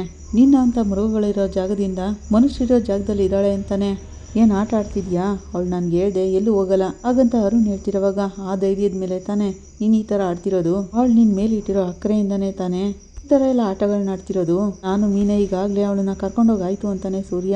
ಏಯ್ ನನ್ನ ಹೆಂಡತಿನ ಕರ್ಕೊಂಡೋಗೋಕೆ ನೀನು ಯಾರು ಕೇಳಿ ಕರ್ಕೊಂಡೋದೆ ಅಂತ ಅರುಣ್ ಕೇಳ್ತಾನೆ. ಯಾರನ್ನು ಕೇಳಬೇಕಿತ್ತು ಅಂತ ಸೂರ್ಯ ಕೇಳ್ತಿರೋವಾಗ ನನ್ನನ್ನು ಕೇಳಬೇಕಿತ್ತು ಅಂತಾನೆ ಅರುಣ್. ನನ್ನನ್ನು ಕೇಳಿದೆ ಅವಳು ಬಂದ್ಬಿಟ್ಲಾ ಅಂತ ಕೇಳ್ತಾನೆ ಅರುಣ್. ಏಯ್ ನೀನು ಅವಳನ್ನ ಹೆಂಡತಿ ಥರ ನೋಡ್ಕೊಂಡಿದ್ರೆ ಏನಕ್ಕೋ ಅವಳು ನಾವು ಕರೆದ ತಕ್ಷಣ ಬರ್ತಿದ್ಲು ಹಾಗಂತ ಸೂರ್ಯ ಹೇಳ್ತಿರೋವಾಗ ಏಯ್ ಅವಶ್ಯಕತೆ ಇಲ್ಲದೆ ಏನೇನೋ ಮಾತಾಡಬೇಡ. ನನ್ನ ಕುಟುಂಬದ ವಿಷಯದಲ್ಲಿ ತಲೆ ಇಡೋಕೆ ನೀನು ಯಾರು ಅಂತಾನೆ ಅರುಣ್. ಆಫ್ಟರ್ ಆಲ್ ನೀನು ಒಬ್ಬ ಡ್ರೈವರ್, ನಾನು ಗೌರ್ಮೆಂಟ್ ಎಂಪ್ಲಾಯ್ ಅಂತಾನೆ. ನಾನು ಡ್ರೈವರೇ ಇರ್ಬೋದು ಕಣೋ, ಆದರೆ ನನ್ನ ಹೆಂಡ್ತಿನ ನಾನು ತುಂಬಾ ಚೆನ್ನಾಗಿ ನೋಡ್ಕೋತೀನಿ. ಅವಳು ಸಂತೋಷವಾಗಿ ನನ್ನ ಜೊತೆ ಬಾಳ್ತಿದ್ದಾಳೆ. ಆದರೆ ಸರ್ಕಾರಿ ಸಂಬಳ ತಗೊಳ್ಳೋ ಪೊಲೀಸ್ ಆಗಿರೋ ನೀನು ಕಟ್ಕೊಂಡಿರೋ ಹೆಂಡ್ತಿನ ನಿನಗೆ ಸರಿಯಾಗಿ ನೋಡ್ಕೊಳಕ್ಕಾಗಲ್ಲ ಅಲ್ಲ. ನಿನ್ನನ್ನು ನಂಬಿ ನಿನಗೋಸ್ಕರ ಹೋರಾಡಿ ಮದುವೆ ಆದ್ಲು ಇಂಥವಳನ್ನ ಇಷ್ಟು ಮಟ್ಟಿಗೆ ಹೊಡೆದಿದೆಯಲ್ಲ, ನಿನಗೆ ಮನಸಾಕ್ಷಿ ಅನ್ನೋದೇ ಇಲ್ವೇನೋ ಅಂತ ಕೇಳ್ತಾನೆ ಸೂರ್ಯ. ಏಯ್ ಹೀಗೇನೋ ನ್ಯಾಯ ಕೇಳ್ಕೊಂಡು ಬಂದಿದ್ಯಾ, ಅವಳು ನನ್ನ ಹೆಂಡ್ತಿ, ನಾನು ಹೇಗೆ ಬೇಕಾದರೂ ಹೊಡಿತೀನಿ, ಅದನ್ನು ಕೇಳೋಕೆ ನೀನು ಯಾರೋ ಅಂತ ಕೇಳ್ತಾನೆ ಅರುಣ್. ಅವಳು ನಮ್ಮ ಮನೆ ಹುಡುಗಿ, ನೀನು ಹೊಡೆದ್ಬಿಟ್ರೆ ನಾವು ನೋಡ್ಕೊಂಡು ಸುಮ್ಮನೆ ಇರಬೇಕಾ? ನೀನು ಹೊಡಿಯೋದು ಕಾಯಂ ಆಗ್ಬಿಟ್ಟಿದೆಯಲ್ಲ, ನೀವು ಮುಖಾಮುಖಿ ಅನ್ನೋದು ಇದೆಯಲ್ವಾ, ಹೊಡೆದ್ರೆ ನಿನಗೂ ರಕ್ತ ಬರುತ್ತಲ್ವಾ. ಸೂರ್ಯ ಹಾಗಂತಿರೋವಾಗ ಏಯ್ ನಮ್ಮನೆಗೆ ಬಂದು ನನ್ನನ್ನೇ ಎದುರಿಸ್ತಿದ್ಯಾ ಅಂತಾನೆ ಅರುಣ್. ನಿನ್ನಂತವನ್ನ ಕೂತ್ಕೊಂಡು ಮಾತಾಡಕ್ ಬಿಟ್ಟಿದ್ದೇ ಹೆಚ್ಚಾಯ್ತು ನಿನ್ನ ಅಂತ ಅರುಣ್ ಸೂರ್ಯನ ಹತ್ರ ಹೋಗ್ತಿರೋವಾಗ ಸೂರ್ಯ ಅವನಿಗೆ ಕಾಲಲ್ಲಿ ಒದಿತಾನೆ. ಅರುಣ್ ಹೊಟ್ಟೆಗೆ ಒದ್ದಿದ ತಕ್ಷಣ ಅರುಣ್ ಹೋಗಿ ಒಂದ್ ಕಡೆ ಬಿತ್ಕೋತಾನೆ. ಸೂರ್ಯ ಎದ್ದು ಬರ್ತಾನೆ. ಏಯ್ ನನ್ನ ಮೇಲೆ ಕೈ ಮಾಡ್ತೀಯಾ ಅಂತ ಅರುಣ್ ಕೇಳ್ತಿರೋವಾಗ ಕೈಯಲ್ವ ಮಾಡಿದ್ದು, ಕಾಲಲ್ಲಿ ಒದ್ದಿದ್ದು ಅಂತ ಹೇಳ್ತಿರೋವಾಗ ಅರುಣ್ ಸೂರ್ಯಂಗೆ ಹೊಡೆಯಕ್ಕೆ ಹೋಗ್ತಾನೆ. ಸೂರ್ಯ ಅವನಿಗೆ ಹೊಡೆದು ಅವ್ನ ಕೈನ ಹಿಂದಕ್ಕೆ ತಿರ್ಸಿ ಇಟ್ಕೋತಾನೆ. ಏಯ್ ಪೊಲೀಸ್ ಕೇಸ್ದಲ್ಲಿರೋ ನೀನು ಕಟ್ಕೊಂಡಿರೋ ಹೆಂಡತಿ ಹತ್ರ ವೀರಾವೇಶ ತೋರಿಸ್ತೀಯೇನೋ, ಯಾರನ್ನು ಕೇಳಿ ಬಂದೆ ಅಂತ ಕೇಳ್ತೀಯಾ? ನಮ್ಮ ಮನೆ ಹೆಣ್ಮಗಳಿಗೋಸ್ಕರ ನಾನು ಬರ್ತೀನಿ ಕಣೋ ಹಾಗಂತ ಸೂರ್ಯ ಅವನ ಕೈನ ಜೋರಾಗಿ ತಿರುಗಿಸ್ತಿರುವಾಗ ನೋಯ್ತಾ ಇದೆ ಅಂತ ಜೋರಾಗಿ ಕಿರ್ತಾನೆ ಅರುಣ್. ನೋಯ್ತಿದ್ಯಾ? ಇದೇ ತರ ಕಣ ಅವಳಿಗೂ ನೋಯ್ತಿದ್ದು, ಅವಳ ಮೇಲೆ ಹೇಗೆ ಕೈ ಮಾಡಿದೆ ನೀನು ಹಾಗಂತ ಸೂರ್ಯ ಹೇಳ್ತಿರೋವಾಗ ಅಯ್ಯೋ ಬಿಟ್ಬಿಡು ನನ್ನನ್ನ, ಕೈ ನೋಯ್ತಿದೆ ಅಂತ ಜೋರಾಗಿ ಕಿರ್ತಾನೆ ಅರುಣ್. ಸೂರ್ಯ ಅವನನ್ನ ಜೋರಾಗಿ ತಳ್ತಾನೆ. ಅವನು ನೋವಿನ ನರಳ್ತಿರೋವಾಗ ಬೆಲ್ಟ್ ತಗೊಂಡು ಅವಳಿಗೆ ಹೊಡಿತೀಯಾ? ನೀನ್ ವೀರತ್ವನ ಆ ಹುಡುಗಿ ಜೊತೆ ತೋರಿಸ್ತಿದೀಯಲ್ಲ, ಈಗ ಬಿಚ್ಚೋ ಬೆಲ್ಟ್ನ, ತೋರ್ಸೋ ನೀನ್ ವೀರತ್ವನ ಅಂತ ಕೇಳ್ತಾನೆ ಸೂರ್ಯ. ಕಾಲರ್ ಹಿಡ್ದು ಎಳ್ದಾಡ್ತಾನೆ. ಕಣ ನೀನ್ ವೀರತ್ವ? ಸೂರ್ಯ ಹಾಗಂತಿರೋವಾಗ ಏಯ್ ನಾನು ಪೊಲೀಸು, ನನ್ನ ಮೇಲೆ ಕೈ ಮಾಡ್ತಿದ್ಯಾ ಅಂತಂದ್ರೆ ಹಾಗಂತ ಅರುಣ್ ಹೇಳ್ತಿರೋವಾಗ ಏನು ಕಂಪ್ಲೇಂಟ್ ಕೊಡ್ತೀಯಾ? ಪೊಲೀಸ್ಗೆ ಡ್ರೈವರ್ ಬಂದು ಚೆನ್ನಾಗಿ ಹೊಡ್ದ ಅಂತ ಕೇಸ್ ಹಾಕ್ತೀಯಾ? ಕೇಸ್ ಕೊಡು, ನನಗೇನು ಚಿಂತೆ ಇಲ್ಲ. ಆಗ ನಿಂದೆ ಕಣೋ ಮಾನ ಮರ್ಯಾದೆ ಹೋಗೋದು. ಕನಕ ಮೇಲೆ ಒಂದು ಏಟ್ ಬೀಳಿ ಇನ್ಮೇಲೆ ಅವತ್ತೇ ನೀನು ರಿಟೈರ್ಡ್ ಕಣೋ, ಅರ್ಥ ಆಗ್ಲಿಲ್ವಾ? ಕೈ ಕಾಲು ನಿನ್ನ ದೇಹದಲ್ಲಿರಲ್ಲ ತಿಳ್ಕೊ. ನೀನೊಬ್ಬ ಮನುಷ್ಯನ, ನಿನ್ನನ್ನು ನಂಬ್ಕೊಂಡು ಬಂದವಳಿಗೆ ಇಷ್ಟೊಂದೆಲ್ಲ ಹಿಂಸೆ ಕೊಡ್ತಿದೀಯಲ್ಲ ಹಾಗಂತ ಸೂರ್ಯ ಕೇಳ್ತಿರೋವಾಗ ಇದು ನನ್ನ ಸ್ವಂತ ವಿಷಯ, ನನ್ನ ಮನೆಗೆ ಅವಳನ್ನ ಕಳಿಸಿದ್ರೆ ಸರಿ, ಇಲ್ಲ ಅಂದರೆ ನನ್ನ ಹೆಂಡತಿನ ಕಿಡ್ನಾಪ್ ಮಾಡಿದ್ದಾನೆ ಅಂತ ಕೇಸ್ ಹಾಕ್ತೀನಿ ಅಂತಾನೆ ಅರುಣ್. ನೀನು ಕನಕಾಗೆ ಹೊಡೆದಿದೆಯಲ್ಲ, ಕನಕನ ಸ್ಟೇಷನ್ ಕರ್ಕೊಂಡೋದ್ರೆ ನೋಡು, ಹಾಗಂತ ಒಂದೇ ಒಂದು ಕೇಸ್ ಕೊಟ್ರೆ ಸಾಕು, ನೀನು ಜೈಲ್ ಕಂಬಿ ಹಿಂದೆ ಇರ್ತೀಯ ಹಾಗಂತ ಸೂರ್ಯ ಹೇಳ್ತಿದ್ದಂಗೆ ಅರುಣ್ ಬಾಯಿ ಮುಚ್ಕೊಂಡು ಸುಮ್ಮನಾಗ್ತಾನೆ. ಗಂಡನ್ನ ಕಾಪಾಡ್ಕೊಂಡು ಅನ್ಸರ್ಸ್ಕೊಂಡು ಹೋಗೋದು ಆ ಹೆಣ್ಮಗಳಿಗೆ ಹಿಂಸೆ ಕೊಡೋದಕ್ಕೆಲ್ಲ ಸುಲಭ ಆಗೋಯ್ತಲ್ಲ. ಅವಳು ಮನ್ಸು ಮಾಡಿದ್ರೆ ಇಷ್ಟೊತ್ತಾಗ್ಲೇ ನಿನ್ನನ್ನು ಕೆಲಸದಿಂದ ಕಿತ್ತಾಕಿಸ್ಬೋದಾಗಿತ್ತು. ನಿನ್ನನ್ನು ಪಾಪ ಅಂತ ಬಿಟ್ಬಿಟ್ಟಿದ್ದಾಳೆ. ಲೇ ಒಳ್ಳೆ ಮನುಷ್ಯ ಆಗೋದಿಲ್ಲಿ, ಕನಕಾಗೆ ಒಳ್ಳೆ ಗಂಡನಾಗಾದರೂ ಬದಲಾಗು. ಅವಳ ಮನೆಯಲ್ಲೇ ಇರ್ತಾಳೆ. ಅವಳು ಇಲ್ಲಿಗೆ ಮತ್ತೆ ವಾಪಸ್ ಬರಬೇಕು ಅಂದರೆ ನೀನು ಮಾಡಿರೋ ತಪ್ಪಿಗೆ ಅವಳ ಹತ್ರ ಕ್ಷಮೆ ಕೇಳಬೇಕು ಅಂತಾನೆ ಸೂರ್ಯ. ನಾನು ಕ್ಷಮೆ ಕೇಳಬೇಕಾ ಅಂತ ಅರುಣ್ ಹೇಳ್ತಾನೆ. ತಪ್ಪು ಮಾಡಿದನು ಕ್ಷಮೆ ಕೇಳಲೇಬೇಕು ಹಾಗಂತ ಸೂರ್ಯ ಹೇಳ್ತಿರೋವಾಗ ಏಯ್ ನನ್ನ ಕುಟುಂಬದ ವಿಷಯಕ್ಕೆ ನೀನು ಬರಬೇಡ, ಕಂಡೀಷನ್ ಎಲ್ಲ ಹಾಕಕ್ಕೆ ಬರಬೇಡ, ಕನಕ ನನ್ನ ಹೆಂಡ್ತಿ ಅಂತಾನೆ ಅರುಣ್. ಹೆಚ್ಚಿ ನೀನು ಹೊಡಿವಾಗ ಗೊತ್ತಾಗ್ಲಿಲ್ವೇನೋ ಅವಳು ನಿನ್ನ ಹೆಂಡ್ತಿ ಅಂತ? ನೀನು ಎಷ್ಟೇ ಆಟ ಆಡಿದ್ರು ಅವಳು ಇಲ್ಲಿಗೆ ಬರಲ್ಲ ನೋಡು. ನೀನು ಬಂದು ಎಲ್ಲರ ಮುಂದೆ ಕ್ಷಮೆ ಕೇಳಲೇಬೇಕು, ಆಮೇಲೆ ಕನಕ ನಿನ್ನ ಜೊತೆ ಬರೋದ್ರ ಬಗ್ಗೆ ನಾನು ಯೋಚನೆ ಮಾಡ್ತೀನಿ ಅಂತಾನೆ ಸೂರ್ಯ. ನೀನೇನೇ ಯೋಚನೆ ಮಾಡೋದು, ಅವಳು ನನ್ನ ಹೆಂಡ್ತಿ, ನಾನು ಅವಳನ್ನ ಲವ್ ಮಾಡಿ ಮದುವೆ ಆಗಿದ್ದೀನಿ, ಅವಳು ಬಂದೇ ಬರ್ತಾಳೆ, ನನ್ನನ್ನು ಬಿಟ್ಟಿರಲ್ಲ ಅಂತಾನೆ ಅರುಣ್. ಆಗ ಅನ್ಕೊಂಡೆ ಅಲ್ವಾ ನಿನಗೆ ಕೊಬ್ಬು ಬಂದಿರೋದು, ಏನೇ ಮಾಡಿದ್ರು ಅವಳು ಹುಡ್ಕೊಂಡು ಬಂದು ನಿನ್ನ ಕಾಲ ಹತ್ರ ಬೀಳ್ತಾಳೆ ಅಂತ ಹಾಗಂತ ಸೂರ್ಯ ಹೇಳ್ತಿರೋವಾಗ ಕನಕ ಬಗ್ಗೆ ನನಗೆ ಚೆನ್ನಾಗಿ ಗೊತ್ತು, ನೀನು ಮಧ್ಯದಲ್ಲಿ ಬಂದು ಹೀರೋ ಆಗೋಕ್ಕೆ ಟ್ರೈ ಮಾಡಬೇಡ, ಅವಳು ನನ್ನನ್ನು ಹುಡ್ಕೊಂಡು ಬಂದೇ ಬರ್ತಾಳೆ ಅಂತಾನೆ ಅರುಣ್. ಅದೆಲ್ಲ ಈ ಜನ್ಮದಲ್ಲಿ ನಡೆಯಲ್ಲ, ನೀನು ಕ್ಷಮೆ ಕೇಳಿದ್ಮೇಲೆ ಅದನ್ನೆಲ್ಲ ನೋಡ್ಕೊಳ್ಳೋಣ ಅಂತಾನೆ ಸೂರ್ಯ. ಏನು ಮಾಡ್ತೀನಿ, ಕನಕ ನನ್ನನ್ನು ಹುಡ್ಕೊಂಡು ಬರ್ತಾಳೆ ಅಂತಾನೆ ಅರುಣ್. ಇಷ್ಟು ಸುಲಭವಾಗಿ ಬರೋಳಲ್ಲ ಕನಕ, ನೋಡ್ಕೊಳ್ಳೋಣ ಅಂತಾನೆ ಸೂರ್ಯ. ಇಲ್ಲಿಗೆ ಈ ಸಂಚಿಕೆ ಮುಕ್ತಾಯ ಆಗುತ್ತೆ. ನಿಮ್ಗೆ ಇಷ್ಟ ಆದರೆ ಲೈಕ್ ಮಾಡಿ, ಕಮೆಂಟ್ ಮಾಡಿ, ಸಬ್ಸ್ಕ್ರೈಬ್ ಮಾಡಿ. Thank you.